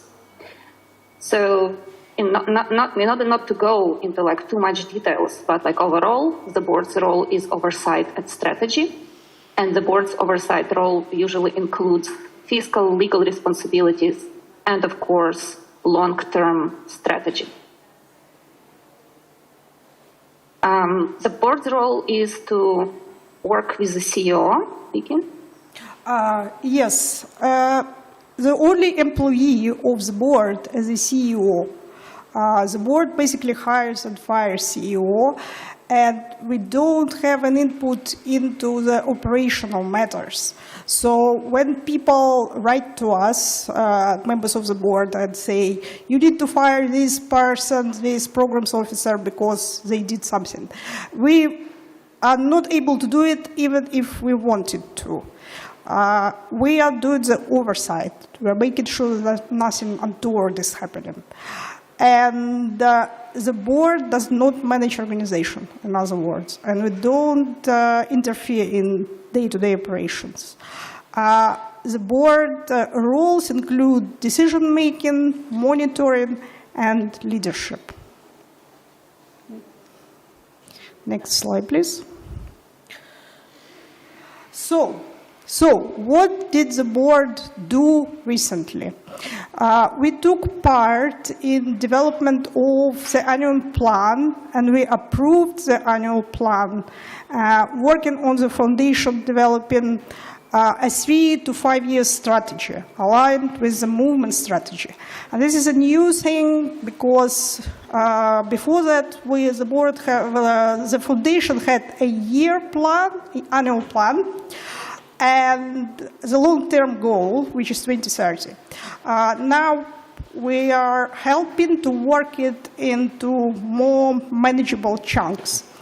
We also did CEO performance evaluation and improving the process. We also did 30-degree feedback, which is evaluation of the board itself. Because the organization that doesn't know what's happening with it is not effective. And that was done not only for the CEO, by the CEO, by the staff as well. And then we underwent a governance review check by external contractors, and we are implementing its results so that we can work more efficiently. And we are working on board recruitment for the board selected seats, and we're working on the Wikimedia Foundation board election. The other stuff that individual board members are working on, I will tell you later. Next slide, please. So the board of the Wikimedia Foundation, of course, is a more complex one in tasks that it's going to perform than usually affiliates boards that we have in the region. And but still, like some functions, especially for those boards that those organizations that do have staff and do have CEO, not only staff, can be relatable, not the scale, but overall the processes. So in our case, the evaluation of the CEO is done by Talent and Culture Committee that approves the process, and after that helps to actually implement it, and then based on the results recommends to the board changes in the, or not changes, in the compensation of the CEO. Because the board's only employee is the CEO, the board actually is also reviewing the work of the CEO. In our case, we did quite an extensive process. We included not only direct staff members that are direct reports to our CEO, not only trustees who work with the CEO, but also included engagement survey of broader staff members, and also were interviewed partners and community members that worked with the CEO for the past 1.5 years closer. And we are thinking of publishing actually the process itself in order for to people to know how it was done by us, and figuring out what are the processes and best practices across the movement. We also are trying to do the evaluation of the board work. In our case, this is board self-assessment every other year, where we can compare our results across a lot of other American organizations and special NGOs, which for us gives some kind of a baseline. And we also did a governance review check, because we had a governance review a few years back, and we wanted to figure out whether the assumptions a few years back were actually true, in order to see whether we want to implement them. And because we need to think about succession planning, for example, my term as a board member, and currently its chair, is ending in 2024-2025. And that means that we do need to think about the next leadership on the board and who is going to be chairs of the other committees. So we did a 360. 360 is again more commonly used used in the US organizations and also in commercials. It's meaning like you are getting every person on the board is getting a round interview, like around them. So not only from peers, like trustees that they are working with, but also with staff that works with the board members on some tasks or in some committees, and CEO. And we are working on board committee evaluations, because again, the results of our governance review check and our 360 show that we might need to look into the structures that are now on the board. And Vicky. Yes, so this is a simple diagram of the composition of Board of Trustees. At the moment we have 12 members of the board. There is a seat for Jimmy Wales, who is Wikipedia founder. It's renewed every 3 years, so in theory we can vote him off. In practice I don't think it will happen. Then we have 5 at the moment. Selected by the board. We will talk about the procedure later. And these are people that we don't have an expertise, the community elected trustees don't have an expertise. For example, none of us ever was in the governance of an organization or with 170 million budget. So we need somebody who would who would be able to advise on that. The 6 out of the 6 seats that are community selected, 2 are from CEE region. This is myself, because I'm originally from Belarus, and there is also Dariusz and Rosie Stevenson Goodnight. She lives in North America, but she's from Serbia, and she has a lot of ties with the region as well. Also, one of the board selected seats is Natalia herself. She was moved from a community elected seat to ensure the succession. Next slide, please. So, board recruitment process, lots of text on this slide, but this is board recruitment process for the non-elected seats, for the so-called board-selected seats, where we lack the expertise. So first you create a profile of a person that you need. For example, you need somebody who knows tech very well and works in a very large tech organization at a high level. Then you find potential candidates, and the open call is always open. There is a page on Meta, but as far as I know, nobody ever applied. So we have to use a recruiting firm. Then we create a short list, and that's another board committee, governance committee does. Then assess shortlist candidates. Again, governance committee discusses it and evaluates. Then we conduct due diligence.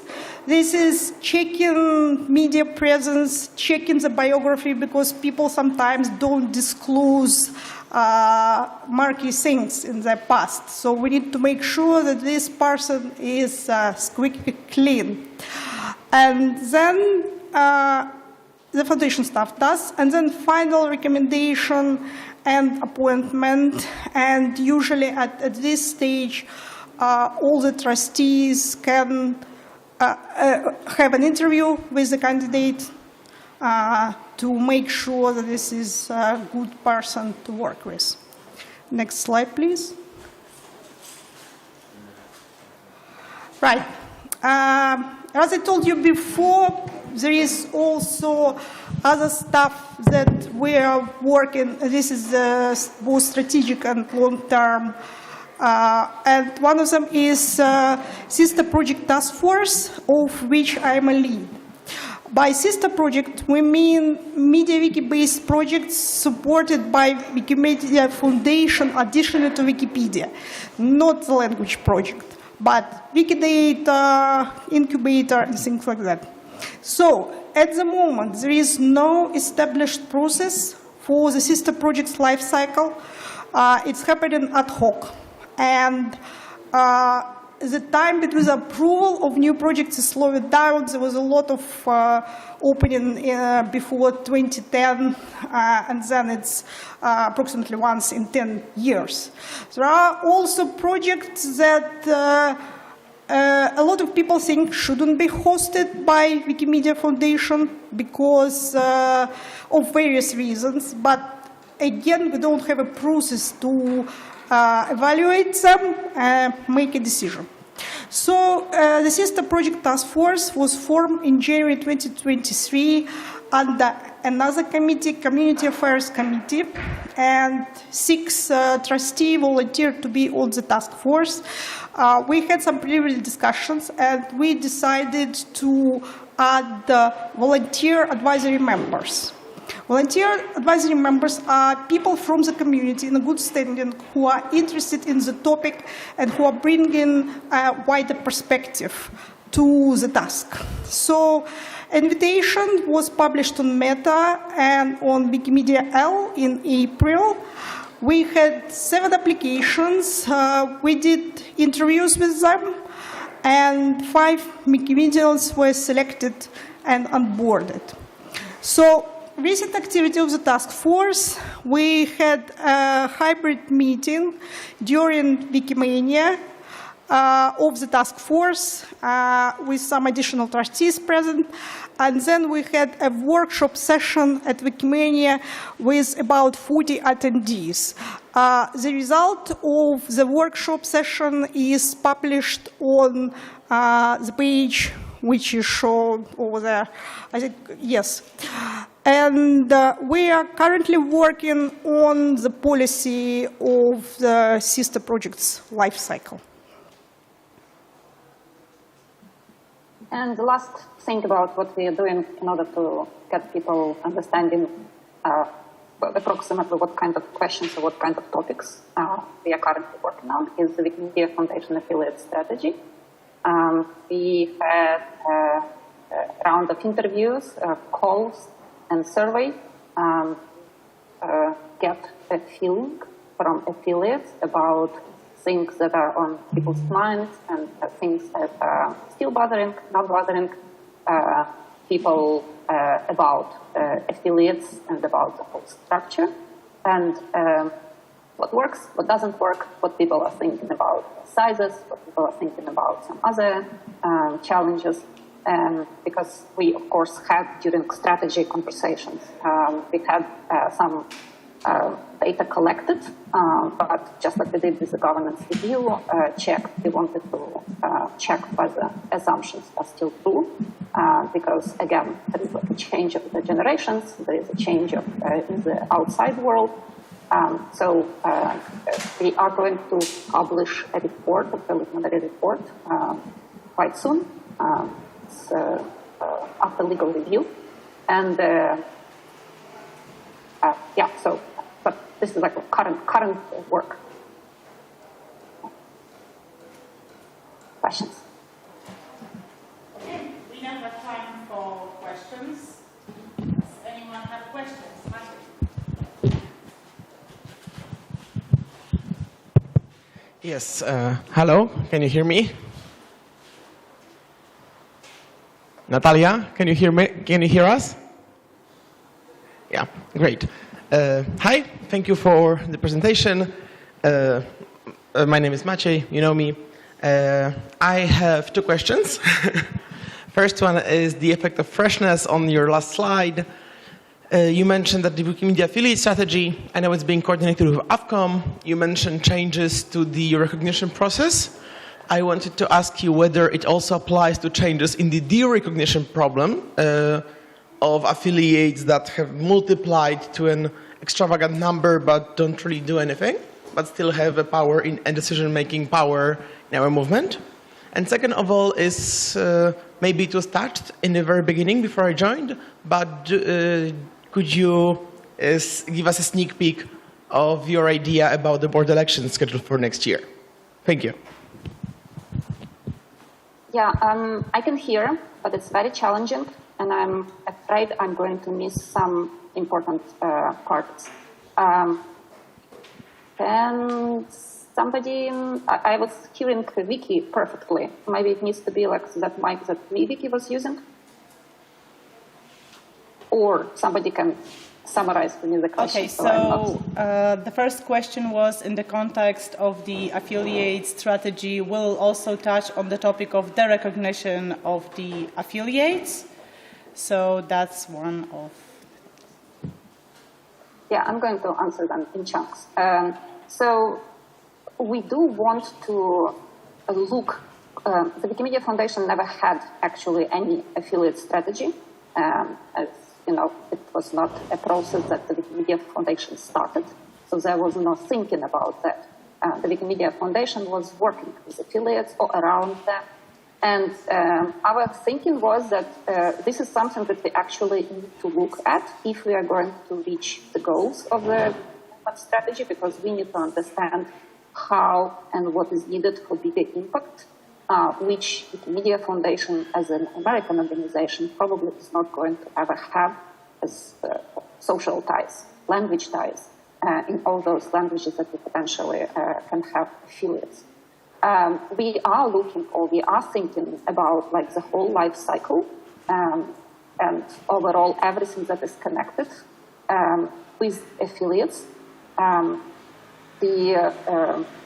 The conversation about affiliate strategy in the end, like this phase ended with the understanding that we actually need to look and streamline the recognition process of a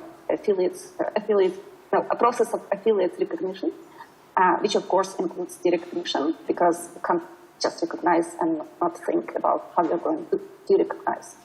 But we are also looking into how the Wikimedia Foundation can work with affiliates better overall. Because for now, affiliates are facing a lot of different teams and work with a lot of different teams, so they just don't know whom to approach unless they meet somebody like in person at a conference, and that is a ticket into the complex work of the Wikimedia Foundation. But the short answer is yes. We don't have any conclusions yet that are going to be actually announced. This is just work in progress, and we are going to talk about this with AFCOM first, before we are going into some wider consultations. And the next question was? The second question was about the upcoming board elections in 2024. So, what do you know about it? What can you tell people about it right now? We just had people applying for kind of updated board elections committee. And so we just finished the onboarding, because half of the committee changed. People needed onboarding into things, and newer members needed some historical also understanding about how these and those decisions were made, why not were they made. So the governance committee, that's like one process. The other one is the governance committee, just like Vicky mentioned earlier, needs to figure out what are the profiles we are looking at, what kind of expertise we are lacking on the board and potentially looking into. And the governance committee is meeting this Monday in order to talk about that. After to have that profile, we are going to have a meeting or some kind of conversation with the elections committee in order to get that profile into the process that they are working on. So far, no major secrets and no major decisions were made.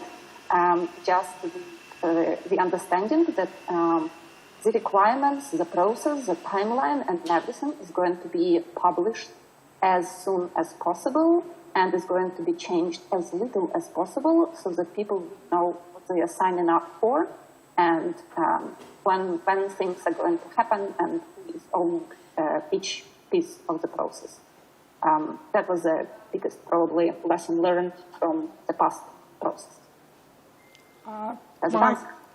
I also want to add that some of the problems that we encountered during election, and I know because I was selected myself, is because the roles and responsibilities were not clearly delineated between the election task force on the board, the election committee, and staff.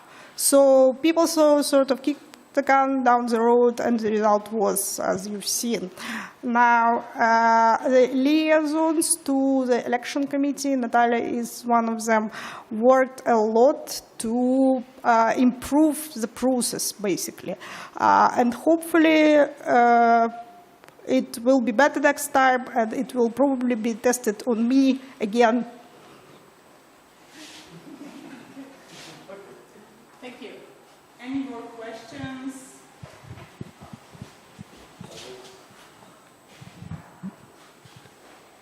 Hello, I'm user Saper from Polish Wikipedia. I want to ask about this 360 review process. 360 you call it, and I know it from corporations. It's about employees and their managers, and I don't know current American corporate culture, but I never heard it applied to board members, especially like non-executive board members. And so how does it feel to be like a subject to this review, and you get like who gives you recommendations about your further work on the board? I have some trouble grasping it, like who's above the board, who controls the board members, quod custodiet ipsos custodes. Did you hear that? Yes, yeah. This time I was also trying to listen more carefully. 360 indeed, as I mentioned, is more common practice for like commercial organizations. We called it 360. I don't know if it can be called anything else. For us, it was important to do for two reasons. The first one, we actually wanted to identify who the board members themselves believe should be the next, so to say, generation of leaders of board leadership. Because while I still have a few years on the board, I wanted to be able to onboard the most promising candidates into the role and help them to, as the Americans say, hit the ground running. The second motive was to actually get feedback, direct feedback from trustees themselves, but also from CEO and staff about areas of improvement for the current trustees, because we do want to, like, if somebody is lacking facilitation skills or would greatly get more, be a better asset to the board by having those skills or some other skills, it would really help the board overall. And some trustees need some things to improve, some things, some need some other things, and that would be good to actually get a more round feedback than, for example, only the chair of the board stating, oh, you know, these things need to be, or if the staff believes that these are the things, or if trustees themselves are applying or saying that I believe that these are the areas I need to improve. We have this process run by a consultant that was also performing our governance check review, so he was already aware of the board, John Harder. He was also helping us with the affiliate strategy process, and he worked with the movement long time ago. He was running a consultation process on movement roles, where actually the current affiliate system was proposed. So it was like maybe 10 years ago, something like that. So he also stayed a bit around.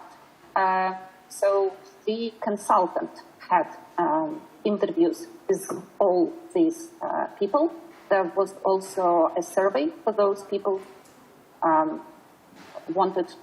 who were involved, but not as directly involved with the board, but again, staff working closely. So that he would collect all the information and then do these reports to each trustee, and the high-level report for the chair of the board and chair of the governance committee. This was basically done exactly for the reasons to have a better to be able to make a better informed decision about succession planning, development of individual trustees, and coupling the work of the board. I can also add to it that indeed there were doubts that it would work and how would people react. Obviously the feedback is anonymized, but some people can get upset. And I can tell you my personal experience. I work for British universities. I used to be a scientist, now I'm a technical specialist. So I was used to criticism. And for me, I am from CEE region, so I welcome criticism. And there isn't enough of it, in my opinion, in English/American culture. So I expected feedback to be harsher, but I hope that it won't be. And it wasn't. It pointed out things which I know about myself, but still, it's good to hear from other people, and I'm working on it. For example, it was recommended that I would get some learning in facilitation, and I took part in the first day of this conference where Asaf taught a number of Wikimedians, including me, to be a better facilitator.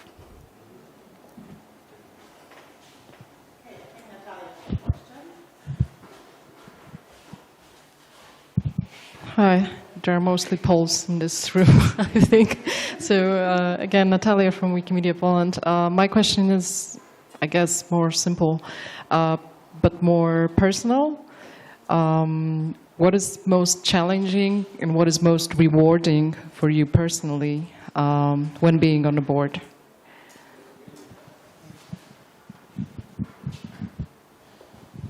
Okay, Victoria, do you want to start? So the most challenging was I didn't take, although I am a Wikimedian since 2006, but I am a Wikimedian completely in online communities. So, for example, the last and only Wikimedia I've been to was in 2010 in Gdańsk. So, I was like a politician who has skills in attracting people's votes, but doesn't have skills to govern. And that was a challenge, because when I realized the level of the tasks that I have to do, I was a bit scared. And I know that other people, even better Wikimedians, are challenged as well. But our glorious chair, Natalia Timkiv, organized onboarding and did a lot of coaching. And I think that now I can do the job. Rewarding is understanding that I can really change things, that it's not like some glorified figureheads, the board. We can influence the CEO, and with the CEO, the movement. I think what is happening now that is the foundation is changing, but it didn't filter down to the level of interaction between the community and a few of the members. So people who expect results immediately now they're disappointed. Natalia, can you maybe share? I guess the most challenging is that once you become a board member of the Wikimedia Foundation, people stop treating you like a person and believe that you are some kind of a universal, I guess, AI robot, something like that. And that every word, sentence, I don't know, maybe look, maybe interpreted like the American policeman when they are arresting a person. Anything that you said can be and will be used against you. And that's challenging because for non-native speakers, especially when they join in the board, the communication in a very different culture, because the American culture for the CEE region is quite different. And words that we are saying also as a non-native speakers, we might just not feel that these words have some, charged meaning. Just like any other language, if it's like a second language, you might not feel, like the whole complexity of the words that you are using for a native speaker. So the communication is the most challenging. The rewarding, I'm not exactly sure about that part. I might say there is the only reward that can be if you do your job well, which does not actually depend on a single trustee on the board, is getting more work. So that's probably would be like, it's nothing material. Sometimes there is not even any kind of recognition in words or in how people treat you. So it's not as if, like, as a volunteer, you may feel that there is recognition. That's why I believe that it's difficult for trustees to actually stay for a longer period of time, because the burnout is like a real thing. And it's true for all trustees or board members, doesn't matter whether this is Wikimedia Foundation or affiliates. I've been a board member of Wikimedia Ukraine, where I'm still a member. So, and I also talked with other trustees. I know how challenging the work that is not, the results of the work might not be seen immediately, and that's going to be only be able to see in like a few years. So a reward really for a trustee might be like a Wikipedia article. Only after they are dead, you would be able to say actually whether the work was good or not. Thank you. Any other questions? Oh, Michał? Yet another polished question. Hello, hi, I'm Michał. Sorry, we are the most numerous group, maybe. Here. One slight comment to the Maciej, what he said. I believe that the question about the recognition of the affiliates, it was probably more louder. Okay. It might have been about the user groups, probably, and the problems with the governance of user groups, overlapping, and the issues identified in some research, also by my colleagues from MCDC, that basically we are quite not sure very often with whom we are talking when we are talking with user groups, and what is the representation over there. And general question about the strategy. I wanted to ask about the fundraising strategy, especially as we just got the official information about the funding for particular regions, and information was that basically a Wikimedia Foundation has the dim outlook of the financial future, and at least for now there is an increase for the funds for particular for all the regions, but some regions are deprioritized comparing the others. It also includes our region, because our Central Eastern Europe actually receives an increase below the average, which is for me a little bit interesting, because I believe that, for instance, this region does not get that much money per capita as some other regions, basically, that receive more increase of the funding. So it's quite interesting here. But if we have this outlook, do we have any strategy to increase the capacity in the regions? Because if we say that increase of the funding is very limited in these regions especially, do we have any other strategy basically to help and assist the entities in the region to raise the money by themselves?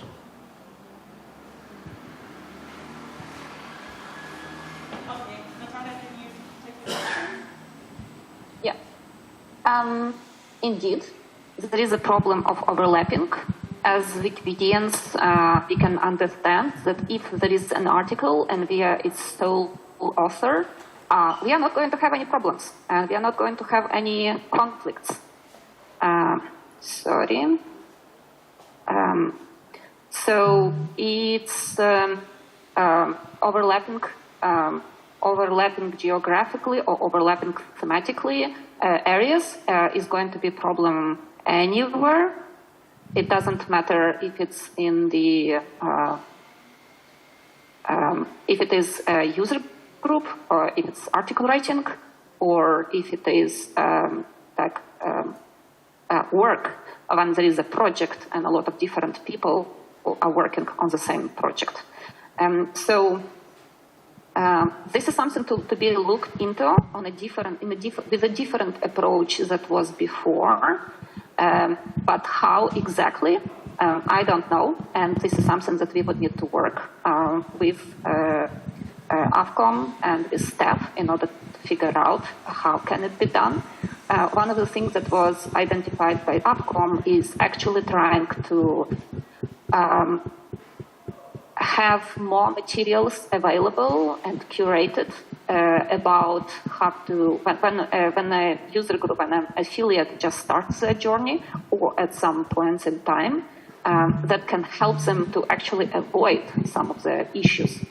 But, you know, if there is an overlapping and a few people want to work on the same project, it's going to be a complication that would need to be resolved case by case. There would be no universal strategy. In case of this, whoever came first is going to get like a, I don't know, first right to decide. The representation of the user groups is a fair question, and that is confirmed by the report that we have after the phase of Wikimedia Foundation affiliate strategy that we conducted, because it's very unclear how user groups are developing, and the range of the scale is very, very different, from very small to potentially very big and very complex with legal structures. So there were some suggestions brought to people during the process, and we are going to have conversation with AFCOM, hopefully already tomorrow evening. There is a monthly AFCOM meeting, and this was one of the tangible next steps identified after the report was received by the board at Wikimedia. And we are going to, hopefully, going to reach out to MCDC after that. Maybe there would be some capacity from the MCDC members to either join the conversations or maybe have one member of the MCDC actually join and help figure out that this process is going to be beneficial, because there are a lot of things tied to affiliates recognition. And maybe some of the issues are at the initial stage. Do all people who are submitting applications to be recognized actually need to be a user group? Or maybe it can be the goals that the group is trying to reach can be done in a different way. And about fundraising, I'm not actually involved in making fundraising decisions. The board is not involved on that level. I would assume that having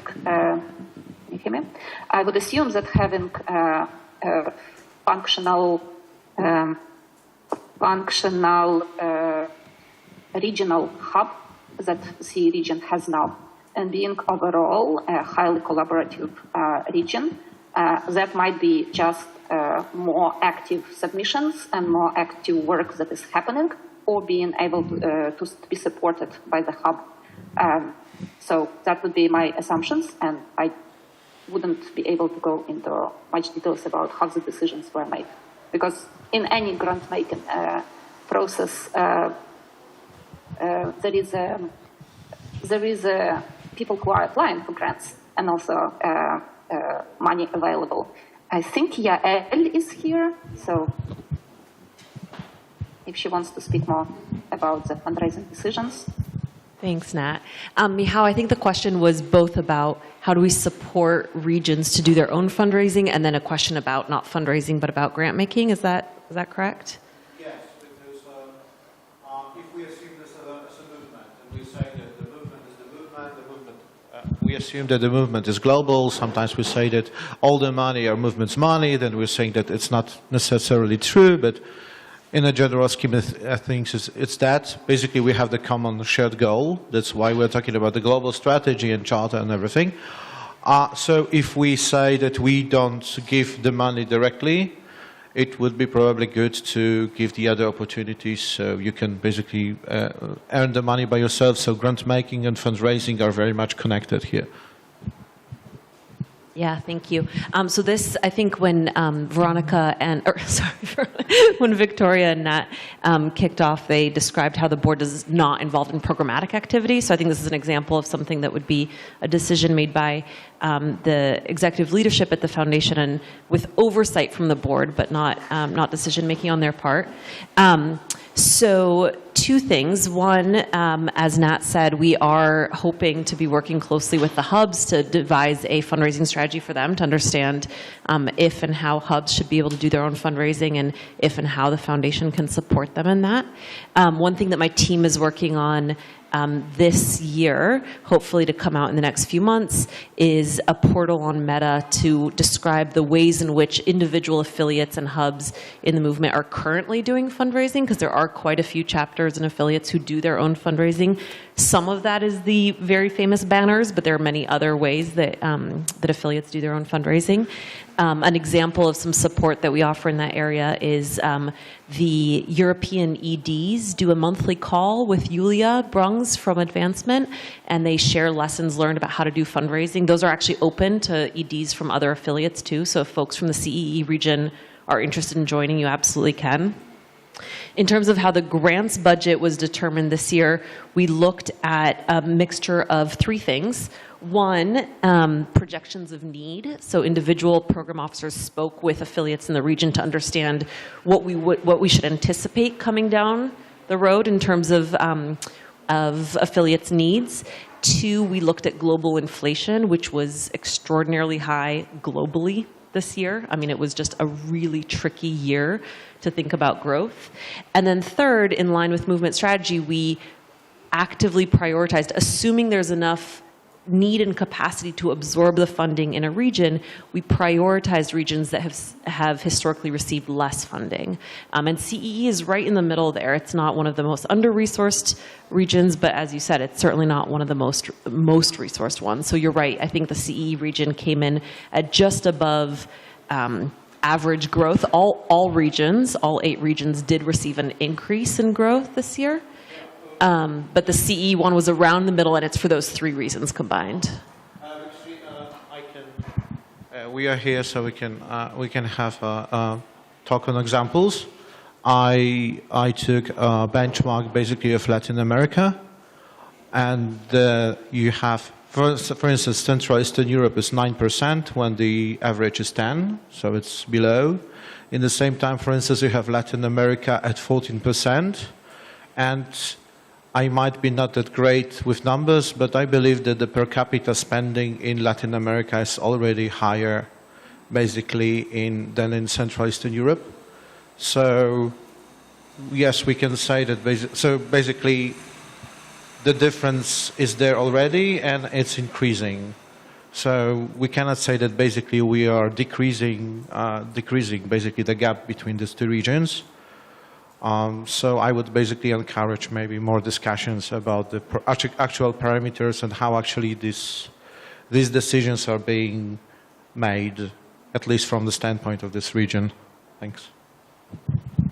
Yeah, per capita funding is not a variable that we look at when making that decision. So, but I want to make sure that we're getting to board questions. So maybe I'll turn it back to Nat and Victoria, see if there's anything else or any other questions. I'm happy to answer any other programmatic questions this weekend. Just want to use their time well. Any more questions? I just want to point out that this session is heavily supervised by the Wikimedia Cuteness Association, both in person and online. Cancunchik. So if you have any questions for the Wikimedia Cuteness Association, that's also something we can cover. So it's been a while. What's your assessment of Mariana? I mean, as much as you want to share. It's not been a while. It's been less than 2 years. Okay. Are you asking about my personal assessment, the board assessment? Whatever you feel like sharing. I can say that the board is generally happy with the direction that Mariana is taking us. Yes. Natalia? Yeah. Mariana has been a CEO for 1.5 years, and usually for a new person joining the organization, that's exactly the most challenging time, because the person is already supposed to make some decision, but also getting onboarded.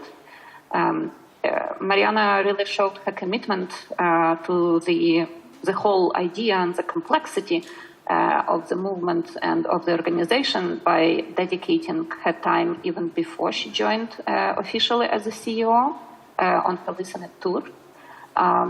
I think that was like a crucial piece of the onboarding that not a lot of people are able to do usually, because it took like half a year almost.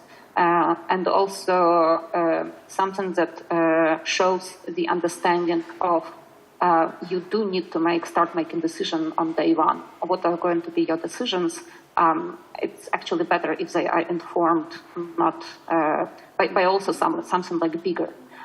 So, for an external person, that was quite a good sign. And the overall, how Wikimedia Foundation is showing up in different spaces is changing. Not, of course, on the moment that, everything is like 180 degrees different. But things are changing, and we can feel it where we are sitting, but also as community members, and it's like on a different level. But again, this is not a uniformed thing and not uniformed experience, I would say. A general direction, yeah. As Viti said, we think that Mariana is a very capable CEO, and she is capable of changing the culture of the organization and making sure that the Wikimedia Foundation is better suited to be to take actually upon difficult tasks. In the profile that the board was looking, we were looking at a person who was who had enough experience working on this level that would be able to improve how the organization works internally, rather than being concentrated on how to do external things, like shiny things. They wanted a person who would be able to look at the whole structure and figure out where are our weak points and what we need to change. But of course, Mariana is very involved in everything that is connected to the organization. She is very involved in fundraising. She is very involved in communicating with a lot of community members, with partners, and trying to figure out how make sure that we are not obsolete anytime soon, very soon. And she is not a tech person like really like Selena, but she was able to identify that this is something that we actually need to concentrate on as the organization. If we are a platform provider, and we need to work on things that only we are currently, or even maybe in the future, being able to provide as a platform provider. And that's also like parts of the board supports that vision. Does it answer?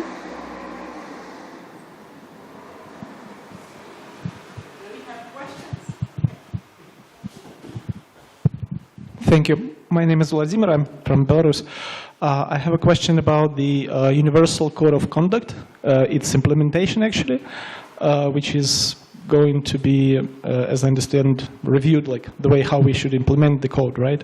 What do you see the role, how do you see, or is there any role of the trustees in this process of, let's say, preparing the documentation that will be needed to implement this code of conduct? And just a smaller question inside this question in terms of, let's say, re-election of certain, I don't know, maybe administrators, bureaucrats, and other important, let's say, editors, right, in Wikipedia's. would you consider it, let's say, that there is a certain rationale to introduce a possibility of term limits for, let's say, higher positions like those, like bureaucrats, administrators of Wikipedias, and other projects? Yeah, because there is a lot of responsibilities that those people have, and yes, their, let's say, popularity sometimes fades, but in many projects it's really hard to remove those people. You have got to have this so-called no vote, right, which is quite confusing to many, but instead maybe we should have this, let's say, vote whether you support the reinstallation of the same person in the same position of power. Thank you. So I will answer the first question, which was about Universal Code of Conduct. Then Natalia will maybe add something if she wants, and then the second question. There is a committee that is working on the guidelines for implementing the Universal Code of Conduct. And when that committee will come to the decision, like it was with Universal Code of Conduct, and it will present something, there will be a consultation, then if it's approved to the community, I expect that it will come to the board to be approved, or as it happened with Universal Code of Conduct itself, if there is not enough support, it will go back for some amendments. So Universal Code of Conduct was accepted by community, and I think it's a good procedure, and we will follow it for the guidelines as well. Natalia? Yeah, sorry. I also need to catch up on the summarizing. So the board was the one that voted on the Universal Code of Conduct itself and the enforcement guidelines, and the board is receiving updates or some things, you know, like updates related to the whole process, to the implementation on the policy scale, not like projects or something like that. And before we actually have some process for ratifying and figuring out how to do it better on a different way, if there would be some gross things or some urgent things needed, or I don't know, EU or somebody would have some requirements that would need to be inserted like right now or right away. After, of course, analysis of the legal and figuring out if this is actually applying to us, that might be still something for the board to do and make it pass, to make a resolution about that. About the functionaries, that's not exactly the board's prerogative to talk about. One of the things about movement strategy was actually talking about making decisions on the lowest level possible.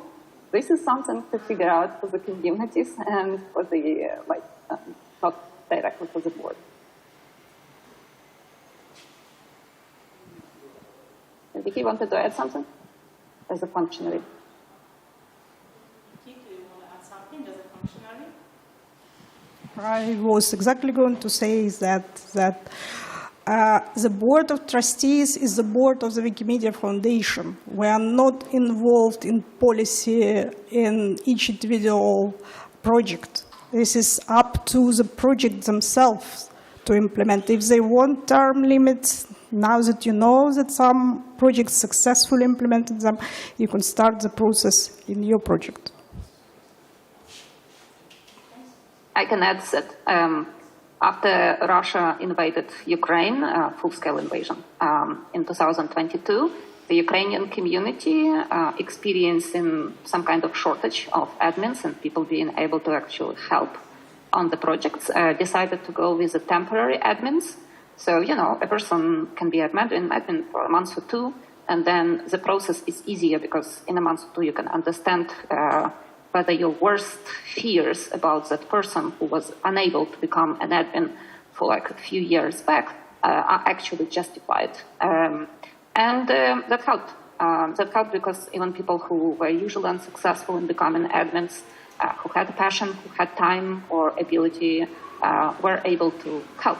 So I think that it would be great if people or communities tried to actually be a bit more flexible and trying new things. I just don't think that any resolution, any decree, any law or whatever can make people be more flexible and trying out new things. So yeah, not up to the board. Any more questions, comments, general reflections? Okay, we still have about 10 minutes to the moment we promised to let you all go. I think we can use this time for the board to ask you some questions, but for that we will do a quick check what is actually interesting for you. So I will present 2 topics and I will ask you to raise your hands if you're really passionate about the topics or at least a bit curious. So there are 2 topics. One of them is sister projects. Who is like really super happy to talk about the sister projects? Not everyone at once. Affiliate strategy. Okay, we have. So again, now when you know both topics, let's try again. Sister projects or affiliate strategy? Sister projects? Sister projects. Affiliate strategy. Okay, so the affiliate strategy it is. Nat, can you share your questions to this room full of energy after the long, long day?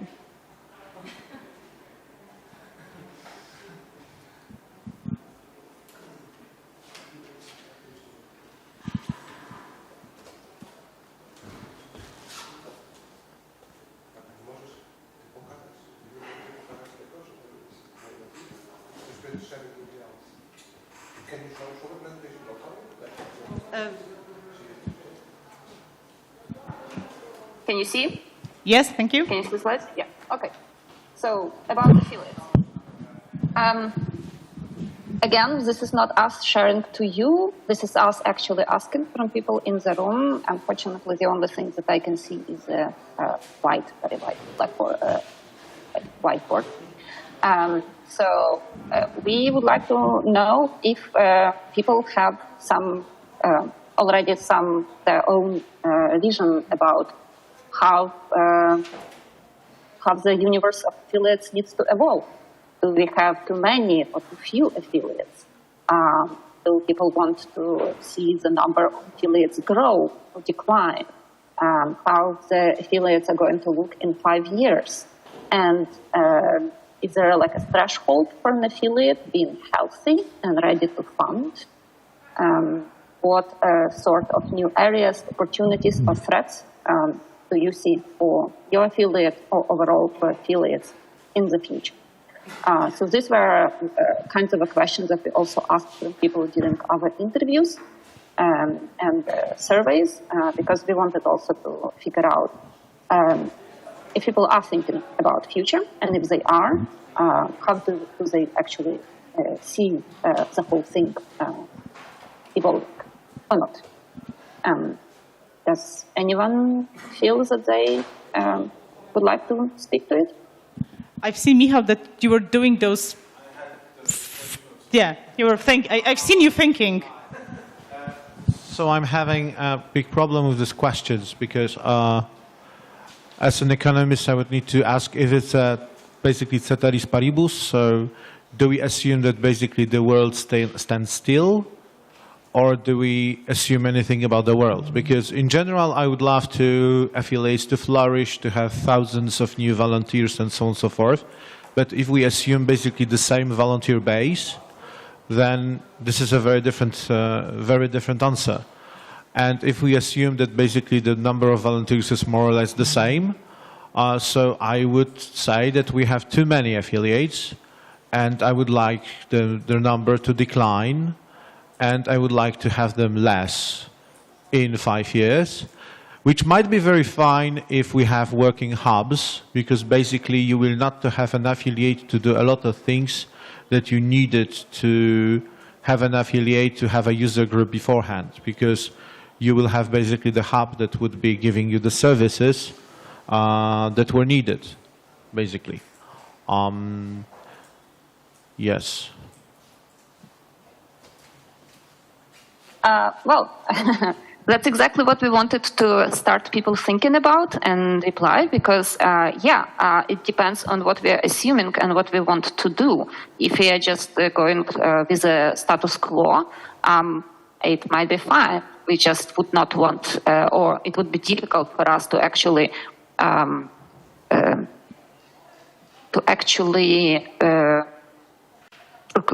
secure or provide enough support for more affiliates coming each year, because it means more resources. And the more affiliates you have, the more potentially conflicts you can have, the more potentially legal problems you can have, the more resources would need to be distributed. And even if every affiliate is going to write an application on grant, and even if you're not going to give, because you just don't have enough funds for everyone, it's still going to have, you would need to hire more people to be able to read and evaluate all those applications to be able to do something. So, it's, there are like practical limits, but these questions also prompted some people to go into thinking what actually affiliates are doing. Is there a way to make sure that affiliates are making impact? Because it really depends the number of affiliates. You want them just to grow because some people do, just to grow because they think it's cool. It's, looks great. More dots on the map that is being shown about how many affiliates in each country we have, or languages, or things like that. But do they actually show something? Do they actually show the impact? Can we measure the impact of what affiliates are doing? Do we know about the ties with communities enough to have their support? Are they actually a structure for supporting either content donations or supporting the communities in each single case? And do they add to it overall? These are the things that we wanted to figure out to understand whether people already thought about that, and to surface if we are going to start a conversation already, even to figure out which level we are going to start the conversation on. More people I guess the representation part is something very clickbaity. It's very cool to say that you have 100 something affiliates or 200 affiliates, and then in a year you have 300 affiliates, because it's very easy to count, just like pictures in Wikilove's Monuments contest. For people from the outside, it's just cool to see thousands of pictures coming from their country. But for organizers and for people who are maintaining commons, that's sometimes a lot of low quality pictures that are just going to increase the work that they need to do. And, it's not exciting for volunteers. So exactly these topics, interesting, what is that? Can we actually stop and think how we are or not evaluating the impact? And if we are thinking that affiliates can give some impact, what can we actually do to make sure that affiliates are bringing that impact? How we can help, or how we can support, or how we can make sure that we are setting them for success, or actually not bringing just more rifts with the language communities, because that also happens. People can not receive enough recognition in the local community, and then they decide to create a user group, because then they would be founders of something, and they can appear on media and bring something, some recognition that they are not receiving otherwise, by not actually being representative of the region, of the topics, of the communities, and of opportunities. So this was not a test or quiz about we have the answers, you don't. It was actually to figure out if there are other people also thinking about that. Okay, thank you so much. I think we could have been talking for much longer, but since we promised to let you home early so that you can make it to the buses, we will do so. I would like to thank you very much for the patience of the audience and of the board members. Having hybrid sessions is not an easy one. Coordinating between people who are in person and online is always an easy task. So give a warm welcome to the board and thank you to the board and warm thank you to yourself with all the constructions going on and everything, and a warm thank you to the Wikimedia Cuteness Association for being here with us and bringing the cuteness factor to this session. Thank you, and let's all have a good night and evening wherever we are. Thank you all.